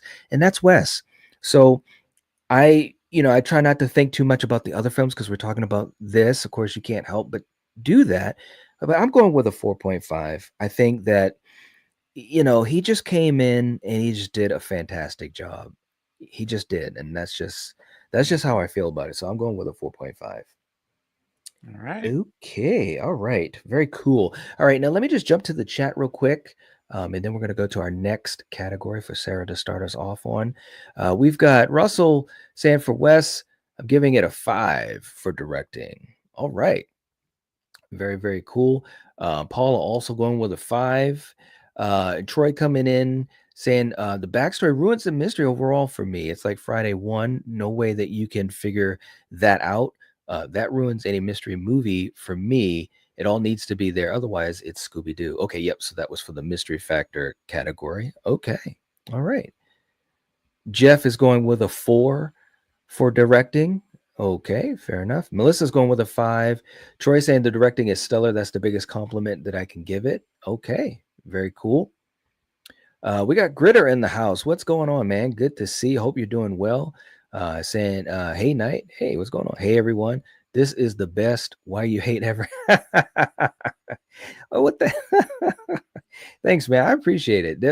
It took a while to put that together, man. I'm telling you, especially going through all the scenarios and who did what, as far as the whole Roman Angelina thing. But it was so much fun. Like, it really was. So thank you. I'm glad you enjoyed it, and thank you for that shout out, man. I appreciate it. Very kind of you. JPEG's in the house. What's up? Negritter saying, I also give the directing a 5. Cool. Very cool, man. All right. Let's see what our next category is. Let's spin the wheel. We've got a couple categories left. There it is. There it is. Sometimes I just hope for some of these because I just want to see what the conversation is going to be like. Sarah, we're going to be talking about the motive of Scream 3. Just A to Z, what we think of the motive, how it falls in line for this story, and if it does, obviously number 1 is a little bit different, but how this kind of puts everything together. What did you think of the motive, and what's your score you want to give? I enjoy it. I do. And like I'll keep this kind of short because I talked a lot about this before when we talked about like the ending of the mystery and how I like that it kind of attaches back to the first movie and it makes like a complete puzzle. Mm-hmm. I will say I kind of have a similar feeling to the way Sydney felt in the final act, being like, really? You went and killed all these people because you have like mommy issues, like grow up.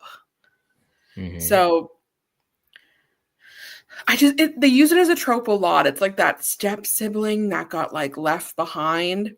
Yep. So it is like a little overplayed. And maybe that's just because so many things have done it since.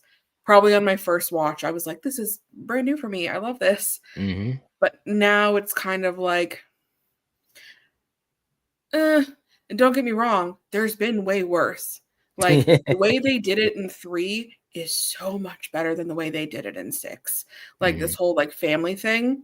But at the same time, the way they did it in 2, I prefer to the way they did it in 3. Mm-hmm. Like, I think you can do a family reveal and not make it cheesy. This one falls a little in the middle for me, but I look at it a little more favorably because of how it affects the full trilogy. So I'm gonna give motive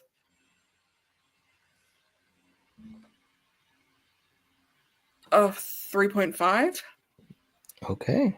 It's not quite a 4. It's very close. It's knocking on the door, but Okay. 3.5. I like that it's knocking on the door. Okay. All right. Julie, how about you? For me, it's kind of more like a 2.5. It kind of just irritates me that they just did a family motive in 2, Mm-hmm. and then in 3, it's another family member. So that kind of just pissed me off a little bit. Pardon me. Mm-hmm. But yeah, it just, again, I know it was Plan B, but it felt like a Plan B. If that makes Oh, okay. sense. Mm-hmm. Yeah. So yeah, 2.5. Okay, all right. That's an interesting point you said too about how, it was a plan B and it felt like a plan B. So that was very, very interesting. I'll touch upon that when I give mine as well. But Rachel, how about you? What do you think? Motivation, if you take it just by itself, is kind of lame. Oh, boo hoo, my mommy didn't love me. I'm going to go kill a bunch of people, whatever. Mm-hmm. But as it fits into the entire movie, as it fits into the mystery of the movie, and as it fits into bringing it full circle, I think that all of those elements bring the motive up just a little bit. They make it not so much just like mummy issues. I'm going to kill a bunch of people. That you can work into like he's not only seen, Sydney have the life that he was supposed to have, or at least that he believes he has. Now he's seeing her get all this fame from this murder that he facilitated. And so it's like, that whole, a bit of jealousy, a bit of like, I was supposed to be the sibling that became, the star. I feel like maybe even they built Jill off that motivation a little bit, like I want the fame that you have. I want the recognition that you have. So Mm-hmm. yeah, by itself, I might give it a 2.5, but I think with the way it works into the mystery and the way that it just brings everything full circle, I actually really like it. I don't mind a family mystery. And again, because for me, it was different enough from the first one, because the first one was like, Billy's family coming for revenge, whereas this is Sydney's family. It's very much more tied to her. So I definitely like that more. So I think I'll go with 3.5, because I do like the way it works in, but I do also agree that like it is a bit of a soap opera thing, like I grew up watching Young and the Restless and Bold and the Beautiful, and there were always secret family members coming out of the woodwork trying to kill other family members. So it's definitely a bit of a soapy trope, but I think Right. it worked. So 3.5 for me. Okay. All right. Well said. Steven, how about you, man? What do you think about the motive? Oh yeah, I mean, I like the motive. I don't have a problem with it being family. I love how it explains the very beginning. It's explain. It's like I said, it's taking us back to the beginning, and it's showing us how all of it began and how he was involved from the start. And I just think with all that combined, and because the backstory of Rena Reynolds, more as a young person, with what she was going through in Hollywood, I mean, it's not all that surprising that, or unbelievable for me that she could have had a child from all of that stuff. Mm-hmm. And I really buy that. I'm like, okay, that actually makes sense. And I also will say this isn't canon, but I think it makes a lot of sense. I also believe that Milton was probably the father of Roman. Mm. And I really do. Yeah. And I think that Milton knew it as well. And so when Roman got old enough in his early 20s, he's already directing. He's already directing horror films at whatever Right. age he was young, which is young. And I really do think that's not canon, so I can't prove it, but I Mm-hmm. think it makes a lot of sense. And anyway, back to just the motive itself. I think it's good. I'm going to give the motive ranking a 4 for me because, yeah, I hear the whole argument and I get it about being whiny. Dang it, you took the life and everything I want. I do understand where everybody's coming from, but remember, we're processing this as though he's a mentally healthy, quote, normal guy. Okay, Mm-hmm. we got to remember this is a psychopath, guys. This is not. We're talking about a psychopathic's logic, and their logic is not ours. Mm-hmm. They roll on their own rhythm and their own music. So That's right. I give him some credit for that because I give him some, not credit, but I don't. Well, maybe where is the right word? I pay that into account because, we would not expect to behave that way.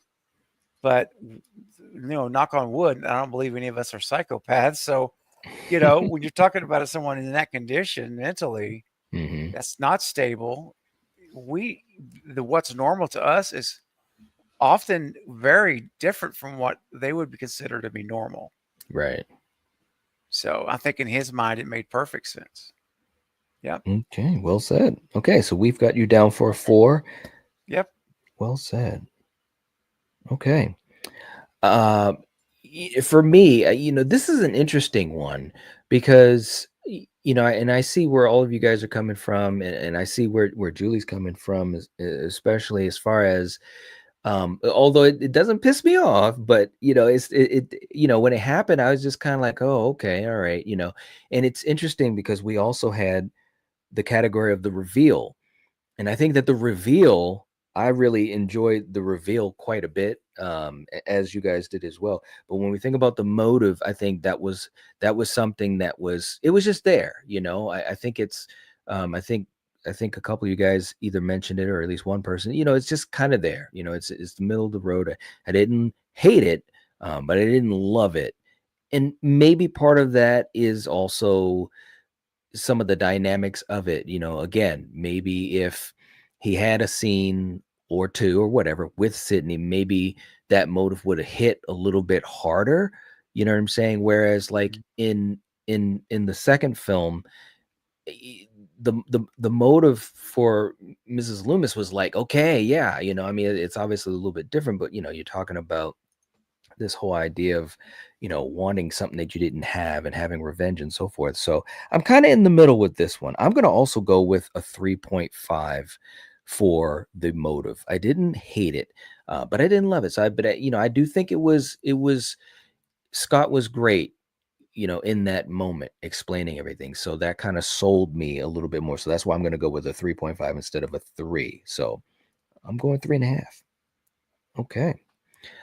Real quick too in the chat, just to jump in here, Johnny's coming through with a super chat. Thank you so much, man. Much appreciated coming in again. Saying due to Columbine, Wes had to tone down understandably. Very true. I mean, at one point they were even saying we're not going to show any blood, and Wes, That's right. Wes, oh man, he was so cool, guys. I really just thinking about him puts a smile on my face. Wes was going to walk. He's like, are we going to do a horror movie or not? Is basically what he was saying. Good. And it's crazy to think that one of the greatest directors, and especially when you're talking about horror, was dealing with this stuff. It's absolutely banana pancakes. The amount of blood that they used was like half the amount that they had in the second movie, which was a little bit lower than the first. It's like, all right, guys, come on. Exactly. Yeah, it's just crazy, but he toned it down. But I do think, again, like you guys have said, Stephen, you said it too. I think he found other ways to still make the film work, to make it entertaining and to have those creepy moments and good character moments to make us even care about anything that's going on. So it's really, really interesting. Johnny, thank you so much for that super chat. We appreciate the support. It really, it means a lot, man. Seriously. So let's do a quick clip. And sometimes, Stephen, sometimes, when you think that you have a sense of the folks around you, you might take another look and it might be different, and it could look like this.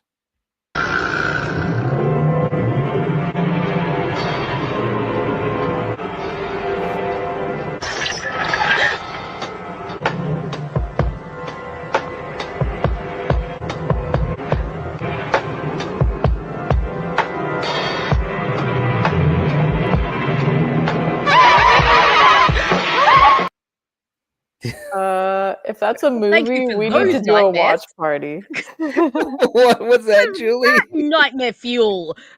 Oh my I said, if that's a full movie, can we please do a watch party? Oh my God, that would, that would be a lot of fun. Ooh, okay, we'll have to love to talk about that. That would be hilarious. Oh my gosh. Yeah. God. Yeah, we'll have to talk about that. That could be a lot of fun, seriously. And let me just poor Rachel. Yeah, the jump scare got you. Oh man, this is so much fun. That was uncool. I'm sorry. Oh dear. Oh my god. The look on her face. Okay. Yeah, we'll talk about that, Julie. That's a great idea. Maybe we will have to do a watch party for that, That'll be a lot of fun. Okay. Also in the chat, just to say hey to our brother from down under, Ginger Ninja, 27 months, man. Wow. Seriously. Wow. Absolutely amazing. Bro, I love you, and you've always just been so amazing, supporting this community and so many others. And you've got yourself doing so well with your channel, but also just being a friend. And I appreciate that so much. That means so much to me. But thank you with everything that you do. And of course, in Ginger Ninja fashion, saying, whoa. Thanks, bro. You rock. 27 months. That's crazy stuff, man. It is. It's awesome. You're right. He's all right, man. He's all right. Okay. All right. Let's see what we have next. We've got the motive down. We're almost there. What is next? Ooh. Okay. All right. Best scene. Okay, so this is totally for fun. This is not going to be a scored category. We're going to do this real quick so that you guys can give kind of your knee-jerk reaction as fast as you can, naming your best scene or favorite scene in the film, if there is one, which I'm pretty sure there will be for all of us. Sarah, what's the best scene in Scream 3? I've been dreading this question because I have 3. And it's like every time I watch this, kind of just in the background, not paying attention, I always turn around and watch 3 specific scenes. So I was like, oh no, was preparing myself for this. But I'm pretty sure 2 of them are going to be talked about. So I'll go for the third. I really love the scene where they're in the precinct and Dewey and Kincaid just had their little head-to-head, and he's out there trying to call Sydney, and Sydney walks in, and it's finally the gang's all back together. She's got her OKB necklace on, which is a nice little nod to 2. Yep. And it kind of reestablishes their relationship. She's so happy to see Dewey, and it's you feel the love. And then with Gail, it's less awkward than 2, but it's the ooh, do we hug, do we not? But ultimately she's happy she's okay. And it's just it's we got the gang back together. And I always stop and watch that scene. I just really like it. Yeah, that's a good one. Very well said. Julie, how about you? That was my scene, but and that's okay. And that's figured, okay if you have the same one. That's okay. But I guess a runner-up, well, it's not even a runner-up, but I do really love the scene where Sydney's working her job in her house on the crisis call center. I love that scene. I also I do like the scene where Dewey gets hit in the head with the knife. Okay. It's so dumb and bad, but I like it. So anyway, but my main one was the one that Sarah said, when Dewey and Sydney reunite and Gail. Okay, very cool. Very cool. How about you, Rachel? I'm going to be a rogue agent here because I cannot pick between 2 scenes. There are these 2 scenes that, like Sarah, if I'm watching this in the background, I will always watch these 2 scenes. The first one is the Randy cameo, because that was one of my other ones. Thank you. Yes, of a more perfect way to put Randy in this movie, because it's such a great cameo, because it's so organic to Randy. Yes, this is exactly what Randy would do during Scream 2. He absolutely would make his own little movie, forewarning them. The dialogue is hilarious. Creepy Karen, shut up. It's just I love that moment. Or when his roommate's knocking on the door, he's like, I'm leaving my legacy, 15 minutes. Yeah. But the scene I mentioned earlier, when Sydney first walks onto the Woodsboro set, there is something so eerie and beautiful and tragic about that scene, because she wasn't prepared for that. She wasn't prepared to just walk into her past. And I think it's a great way to bring Sydney back to Woodsboro without having to physically go back to Woodsboro. And yeah, I just let that whole build up, like I said, with the echoes of the dialogue and even her saying out loud, would you settle for a PG-13 relationship? It's just a beautiful little callback to who she is and where she's come from and what she's been through. And it works really well within her character arc. So I'm sorry, I'm cheating, but I cannot choose between That's those okay. two. I got to nominate them both. Okay, no problem. Steven, how about you? Well, this is more than one scene. It's I guess technically, but I'm gonna say it like this. Oh gosh, there's so many I could honestly go for. Randy was gonna be my pick, but it's just been taken, rightfully so. I'm gonna say it's the reveal. For the moment that Roman steps out in front of that screen. Mhm. She threw me away forever. Still with the voice changer voice, and then he pulls the mask off, bulletproof vest, right Mhm. there all the way till he's got the bullet in the head. That's my favorite. Be my next favorite scene. Okay, all right. Love it, love it, love it, love it. It is a good one. It really is. You guys have obviously picked a few that were in my mind, but I'm always used to having a bunch of alternates because going last, that's what happens. Yeah, But I do genuinely love this scene, and it might have been the one I would have said overall, anyways. But I get a little sappy sometimes, a little mushy, and the ending of the film I think is just so poetic. Just how it all comes together, man. And I said this. I joke in the Why You Hate a little bit. Well, sometimes I don't, but I was joking about how Scream 4, it ruined a great ending to the franchise because 3 literally could have been the end. Although I love 4, but I'm just having fun with it. But the ending was so perfect. You know what I'm saying? Like Mhm. all the fear is gone now. We can live our lives and so forth. But specifically, I also just loved the scene with Dewey and Gale. It was just, I'm a sucker for Dewey. You guys know that. And he was just so endearing in that scene proposing to Gale and they're just great together. So that's my scene. That I was my love it. third. That was my other alternate. I couldn't decide. Yeah. I love that's a it. good scene. The ring in Yeah. her book. I just think that's so beautiful. It's such a Yeah. nice, nod to who she is and where she's come from, but also saying like this is the past, let's make a future. It was just beautiful. Yeah. Yep. Yeah. I mean, it just goes together really well. It really does. So, all right. Let's see what we get next. We've got a couple choices left. Okay. Very cool. Okay, the opening scene. Sarah, what did you think of the opening scene and what's the score you want to give it? I enjoyed it. Some people really dislike that it was cotton and they think it's kind of like fan servicey, Mm-hmm. but I liked it. I thought it was a good way to actually get Sydney's attention, right? Because obviously there's going to be a lot of news coverage if a celebrity dies, the fact that he's attached to the Stab movie, like it all made sense to me the way they did it. Mm-hmm. I enjoyed it. I liked right off the bat, it was like the introduction of the voice changer. So we kind of knew what was going to be happening. Like Mm-hmm. it goes from like lady on the phone to Ghostface. It was nice too that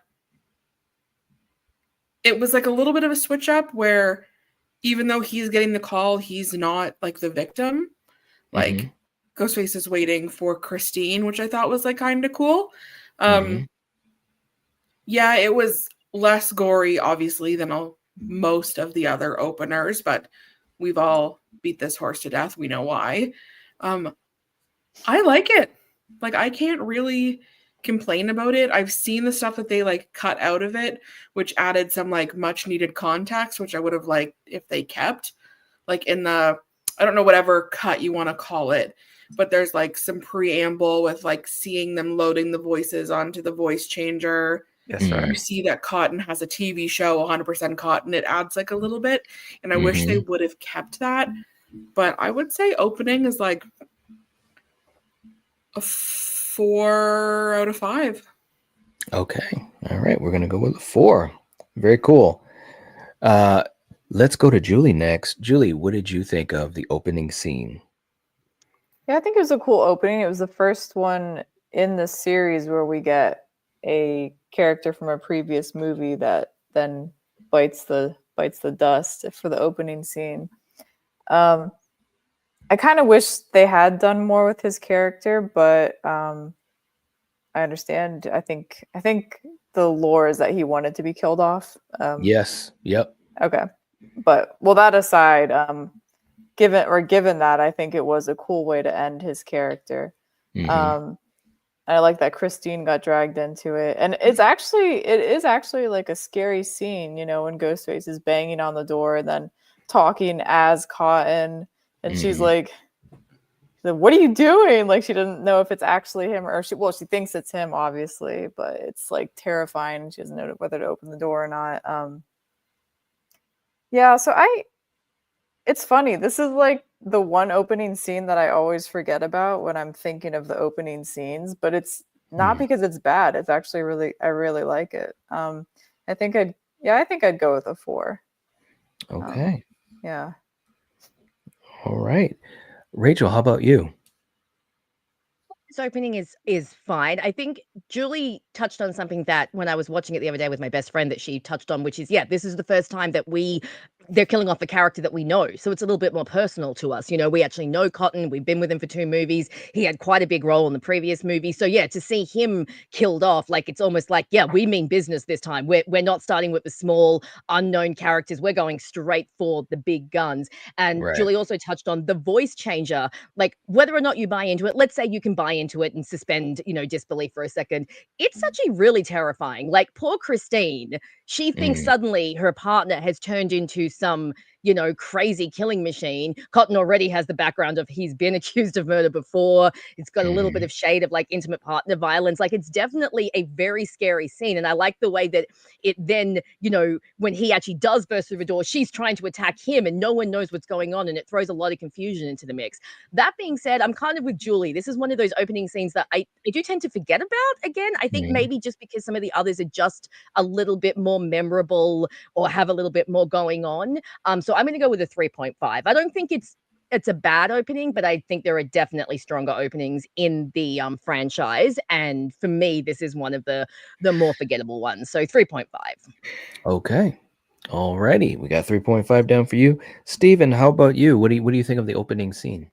Yeah, for me it's 4 because we're killing one of our legacy characters in the movie. And I liked Cotton, the way it ended in 2. And I was actually hoping to see a lot more from Cotton in 3 and see how that was going to go. And the fact that they took him right out at the beginning, I mean, hey man, raising the stakes for the final movie.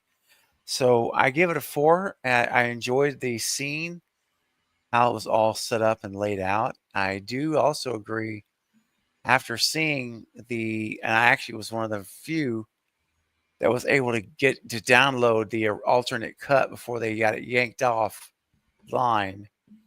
And I enjoy the opening scene in the what I'll call the first cut or the director's cut, I guess. A lot of the stuff, there was some stuff in there that I wish was in the movie. Yeah, Right. it was a little more long. It was a longer phone call with Cotton, and just some of the choices that were made in the execution of the kills of Cotton and all of that. It was really, I mean, I really liked I like both of them, but having seen the alternate cut, I think if I had to pick, I would say put that one back in. Right. But look, Wes made his choices, and I respect that, and we got the ending that he ended up wanting to go with, and I think it's a powerful opening. And of course, yeah, it's a little tamed down. We talked about this ad nauseum. There was no choice but to do that, and I almost there's parts of me that wish that the Weinsteins would have delayed making this movie for a year, and because a year and then come back after the social temperament changes quickly, as we know, and I think a year later Wes could have done a lot more with these scenes than his hands were tied. So anyway, but it's still a good opening. It's still suspenseful, and I like it. So I'm giving the opening for Cotton a 4. Okay. All right. For me, I really enjoyed it. I was a big fan of Cotton, and I definitely didn't want to see him die. That was a bummer, man. Because even when I first watched it, I was just like, no, no, no, don't die. And of course he does. So that was kind of a bummer. I do think that, all things aside with the behind the scenes and the climate of things, it was interesting to see how it played out. I think you guys had said it, he gets the call, but obviously Ghostface isn't attacking him right then and there.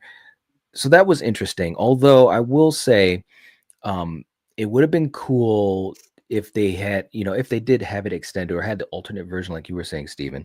But it's fine. I think it's good. It's not the most memorable, but I enjoy it. And every time I'm watching the movie, I'm very, very focused in the opening scene part of the film. So I'm also gonna go with a 4. I think it was really well done. So okay. So I've got a 4 too. Let's see what we get for our next category. We've got 2 more left. We've got 5 choices. Here we go.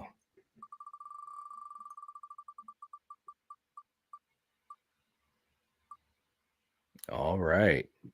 Woohoo. Okay. We're going to be talking about the final girl. We're going to be talking about Sydney. When we think about this film, Sarah, what do we think of Sydney, and what's your score? 5 out of 5. This is my favorite outing of Sydney. It's right on par with 1, but maybe honestly like a little higher. Mm-hmm. I could talk about this forever, so I'll just keep it really short. But I always say, like, this is her H2O. This is her best outing. This is her, like, realizing that she needs to, like, face this or it's going to control her life. She walks on in there, no fear, ready to just face it. And I love that. We get to see, like, a little more trauma in this film because like the first one is her obviously just like being scared and reacting. The second is she's been through it once but doesn't like really expect it again, that it happens, and again it's like a little more reacting, but she knows a little more, is a little braver. This one, it's like you felt the dread, like when she saw that Cotton was killed, the movie's like getting shut down, it was like this can't be happening again. And then it turned from that, though. It went from like, oh no, not again, to like, I'm not going to let this happen again. And like that finale throwdown with Roman was great. Like, it's just, I love it. I love it. 5 out of 5. Okay. Julie, how about you? Yeah, definitely a 5. I really, really like what they did with Sydney, where because can you imagine if she like Sarah said, in 2 she goes on with her life, she goes to college, she's like, it's not going to happen again, right? But in 3 the setup is she's completely rewritten her life around this trauma and tragedy, where she's now isolated herself in a house in the woods. She has a remote job. She's visibly grown, and she's just, she's the strongest. I think in the series, this is my favorite portrayal of her. She's not in it very much, which is funny because I honestly don't notice that she's not in it that much. I think her scenes are that strong where it's like that's not something that even really crosses my mind until someone brings it up. But yeah, I just love the evolution, the big change where she's like, all right, I'm out. I'm going to go live on my own. We're not doing this. But then, she gets dragged into it anyway. And like Sarah said, she shows up. She's tough. She's like, yeah, we're not doing this again. And she faces it head on. And it's so cool. Yeah, I love her in this movie. Definitely a 5. Okay. All right. Rachel, how about you? What do you think about Sydney in 3, and what's your score? Julie and Sarah have covered it. She's fantastic in this one. Like I said earlier, Mhm. I think this is her best arc. I think this just such a great, just progression from, like they were saying, she's so isolated, she's so cut off, she doesn't speak to anyone except her dad and Dewey. It's like she says to her dad, they can't find you if you don't exist. Because when he's like, it's like you don't exist up here, you're like a ghost. And she's like, that's exactly the point. So I love that we see her face her fears and, go back to Woodsboro, so to speak, and go back into this situation and then come out at the end. Like Knight was talking about earlier, that final scene it's honestly one of my favorite final scenes of the franchise, because just that beautiful shot where the door just slowly swings open and she just walks Mhm. away, just Yep. showing that she's open again and she's willing to let people into her life and she's not going to hide herself away anymore. I also particularly love that she is a crisis counselor, because that is a Mhm. very realistic thread. People who have been through a lot of trauma do Yep. tend to turn around and want to help other people. It's like channeling your own trauma into something productive. So I thought that was such a great job for her. It's a small thing, but it just shows how much they were really caring about, like, her characterization and making this like isolated life that she's leading feel organic and feel realistic. So yeah, definitely a Mhm. 5. It's her strongest film. Absolutely love it. Sydney Okay. Prescott, man, she is, after Sarah, she is a queen. Yeah. Sarah's the number one Okay. queen. Lord. All right. Very cool. All right. Let's go with you, Steven. What do you think, and what's your score? Yeah, I'm not rocking the boat, man. I think it's a 5. I mentioned it a little earlier. I touched on how the arc of her character, and what Julie said, and I was remiss that I didn't mention this earlier, but I'm glad it was coming up again, because I feel the same, Julie.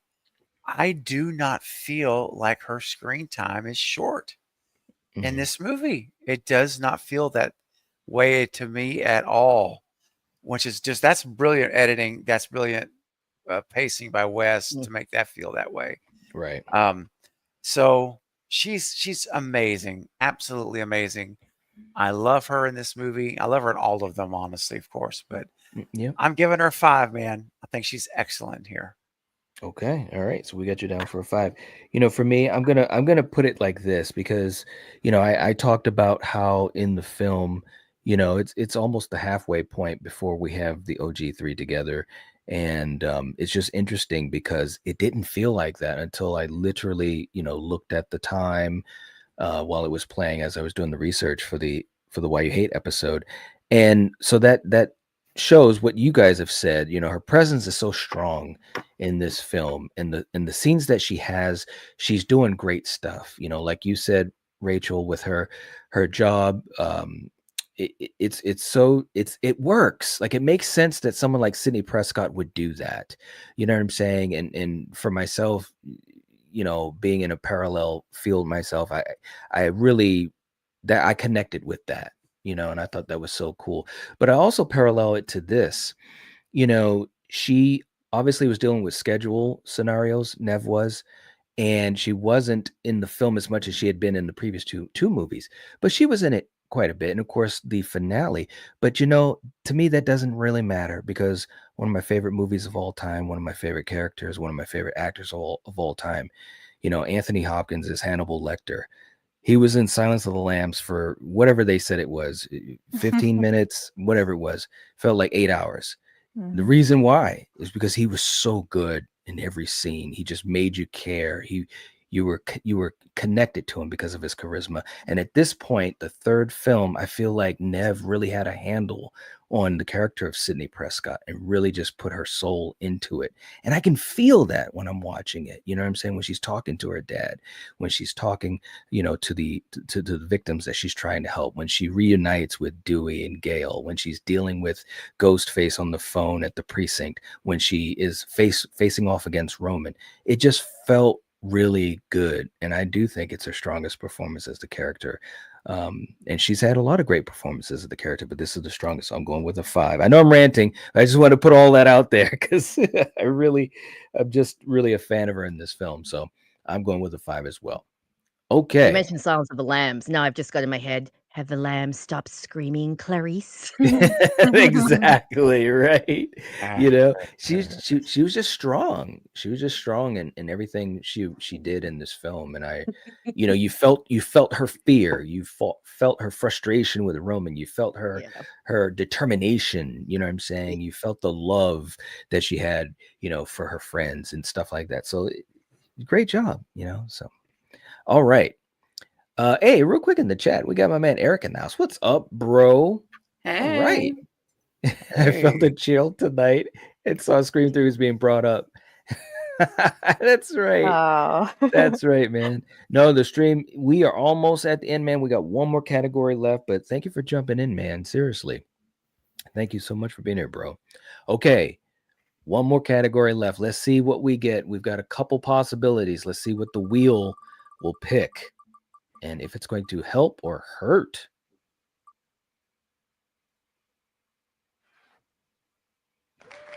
Aha. Okay. So this will not be scored. This is just going to be for fun. Again, we want a gut reaction as quick as possible if there is a scene that you feel as though it's the worst.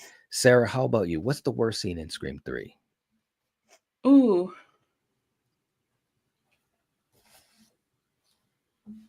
If you have one, and if you don't, that's Says okay. pass. Yeah, it's hard to say worst scene, but I will say that there are some scenes with the we'll call them the new cast, like the stab cast, that kind of dragged a little. So maybe I would cut some of that out, but I can't think of a really bad scene. Okay. All right. No problem at all. How about you, Julie? Yeah, I'm kind of the same way. I mean, maybe I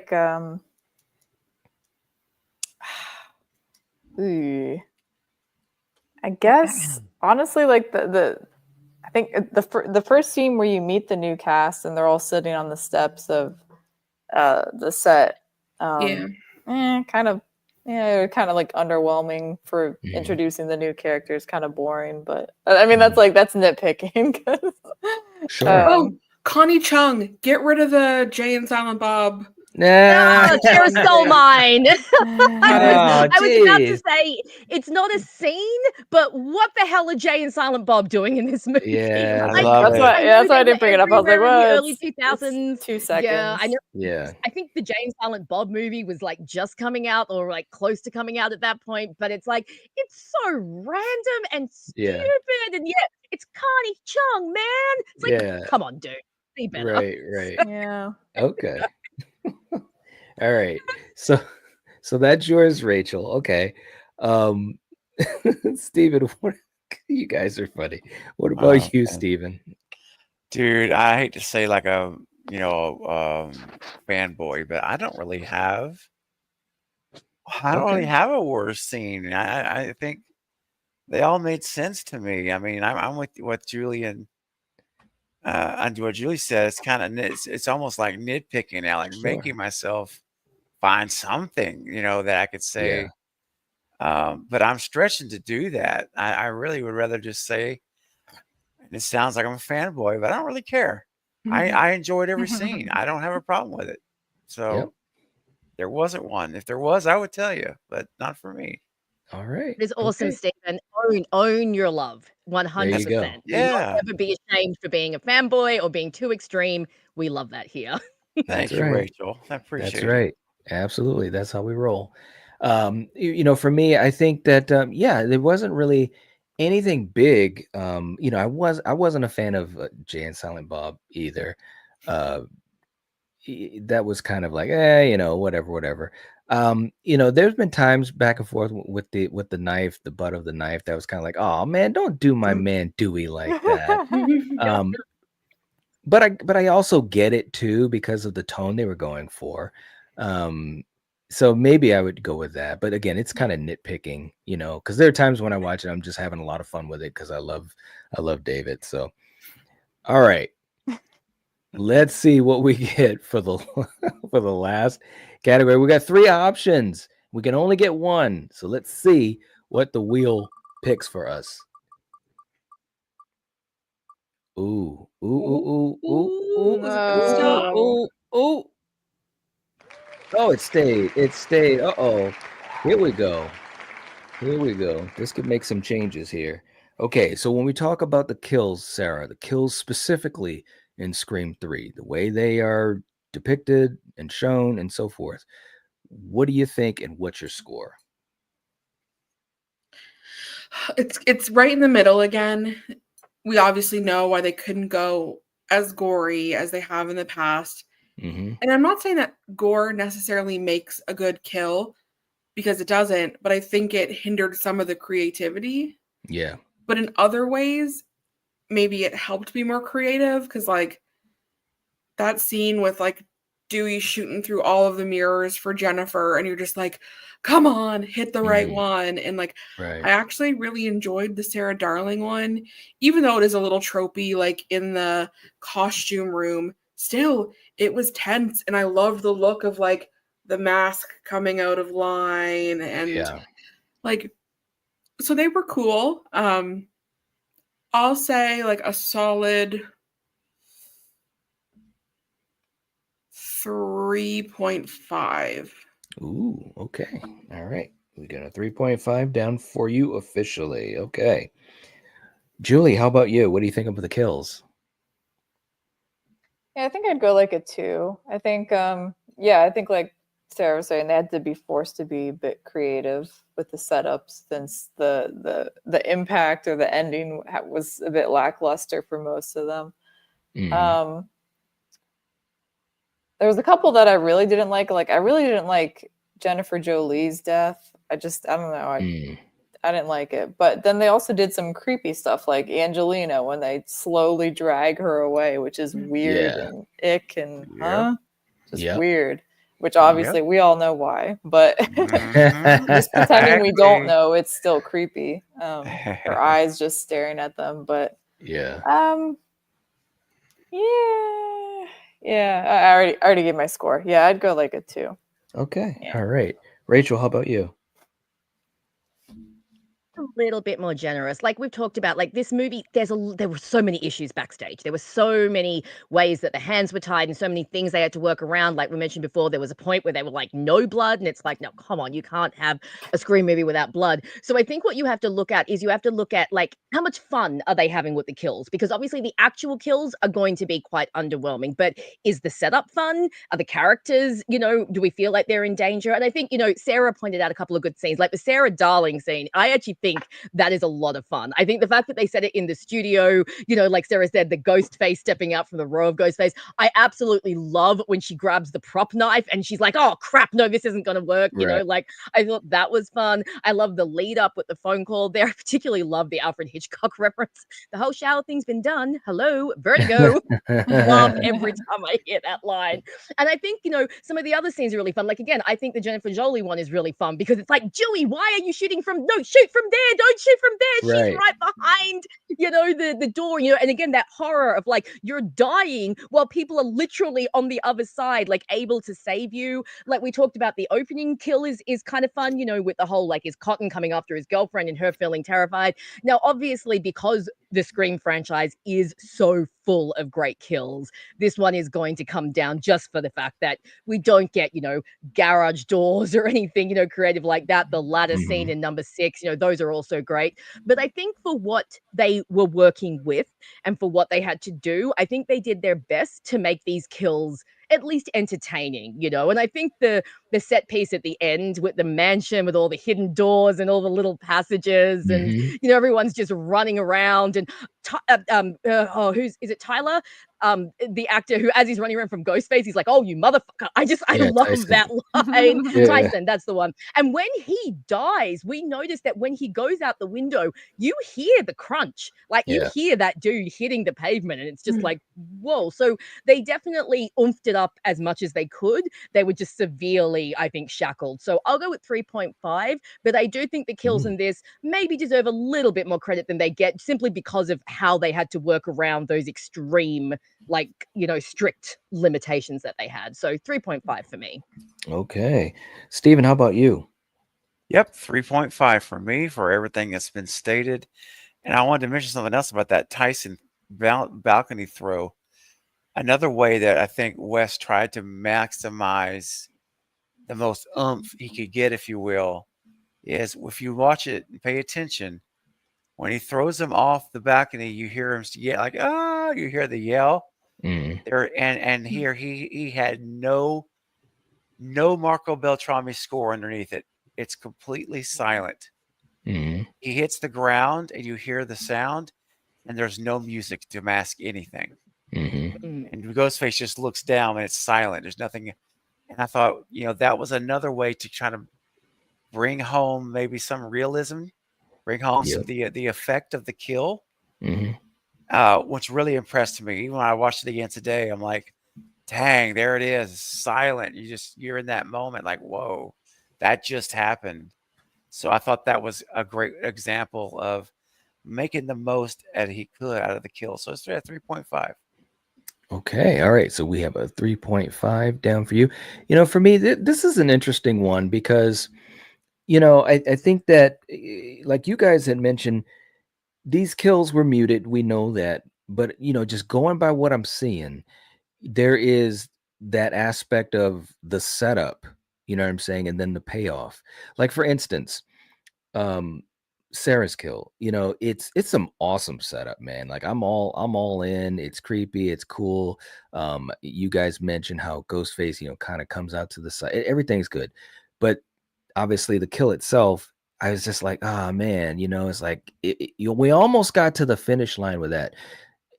So I didn't really overall, it's like that just messes up the kill for me in a way. You know what I'm saying? Like we couldn't stick the landing. It was fun getting up to that point before she's dead, which sounds so barbaric to say. But there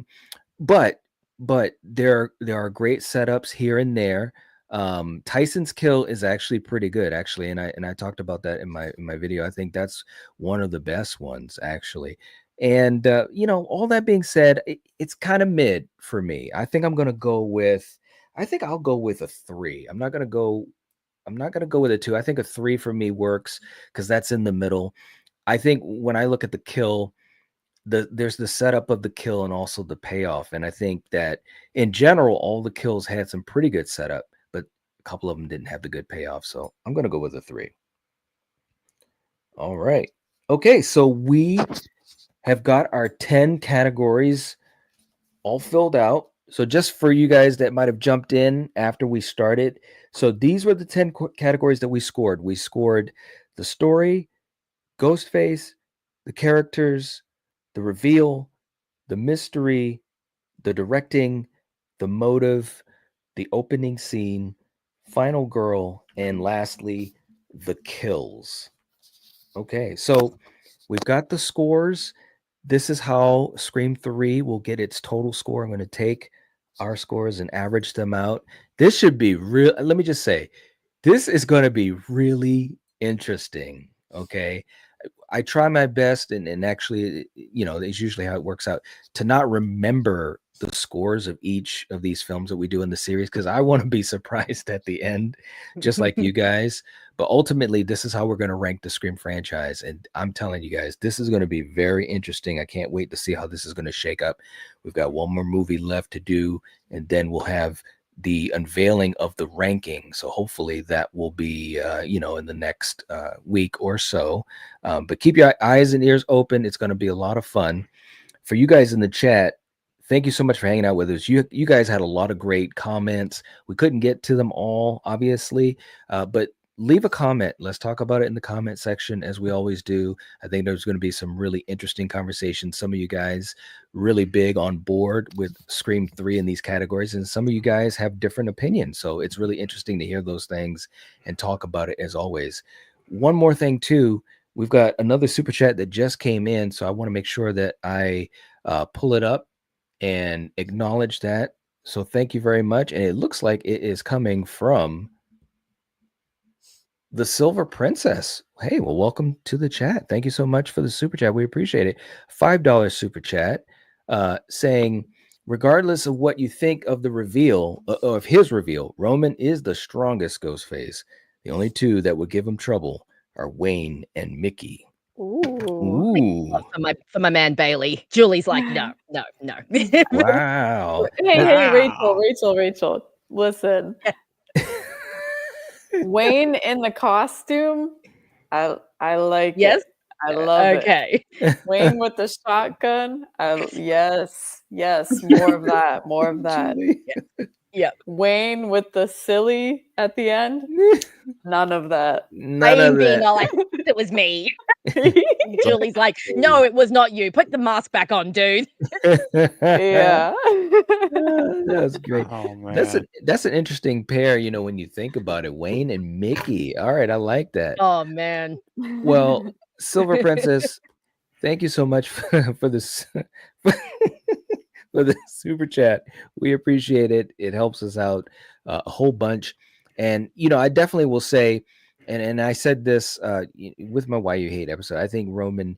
There's a lot of great things about this film, but I really enjoy Scott in this film, and it's a lot of great stuff. If you kind of look at it, and in a certain way without all the preconceived this and that. It's got the lighter tone. I don't know how I feel about that. Just go for the ride and just see how you feel at the end. And I think it's a very rewatchable film and very entertaining. So thank you so much for that super chat. Seriously, it's awesome. Okay, very cool. We also have another anniversary in here. Just to jump in and pull this up, we got Gritter, who also has a channel member anniversary. Very cool. 8 months. Man, wow, the time does Nice. fly. Bro, thank you so much, man. Seriously. I love it. This is the best Why You Hate ever. I will say this, aside from the TV show version, Roman is the only Ghostface with the guts to go solo. There you go. There you go. He does If have you that ask distinction. Steven has some words to say to you I about was gonna that, say, Gritter. well, did he though? I don't Right. know. Exactly. I know. You know what? And Steven, I always love talking about that scene around the set with the chase and Yep. how again, Wes was just like, look, guys, here you go. You make up your own mind. But there That's is right. no way on God's green earth. He's chasing Sydney. He's like a half inch behind her. And all of a sudden, he's going to cut to the side, go in through the back of the set to come out of the closet. It just doesn't make sense. But we know why. It's an interesting conversation, though, because Yes. like I always say, he is known as the solo Ghostface. That's what he is known as. And of course, you see these scenes and you put the pieces together and you understand what was happening behind the scenes. So I love talking about it. I really do. Ruben, look, I know there's definitely some teleporting going on. Like when we were watching it the other day and we're watching the scene in Woodsboro and like Sydney's running around the house, my best friend's like, how the hell did he get from there to there? But Yeah. he's not the first teleporting Ghostface, okay? Like Ghostface Yeah. in Scream 2 is doing some dodgy magic stuff, okay? Like he's teleporting from like the top of the auditorium down to behind the desk. He's teleporting from the car That to is behind the true. wall to jump out at Haley. So like Roman's just taking some points from Mickey, all right? Like There you he's just go. being studying and like I love it. getting points Yeah. from them. I love it. Good old Mickey. Very cool. Well, Gritter, man, thank you so much. We appreciate the support and definitely congrats. 8 months, man. Very, very cool. Okay, guys. Well, we are going to get ready to roll on out of here. Guys, I'll see you backstage for a quick second before I let you go. I know we're running long, but thank you guys for being here to do this. This was really fun. I'm gonna be honest with you guys. I hope you had fun, but I'm gonna be honest. I needed this one. This was fun, and I'm so glad that we were It able was. to do this together. Seriously, thank you Same guys. here. Thanks for Thank you. having us. It was Yeah. awesome. Loved it. Absolutely. Anytime. Okay. So for you guys in the chat, thanks for hanging out with us. We appreciate you. Have a good night. Leave a comment. Let's talk some more about your thoughts on these categories, and we will catch you guys next time. And as always, if you're watching this, if you're listening to this, you are the Night Watch. Peace. Good night.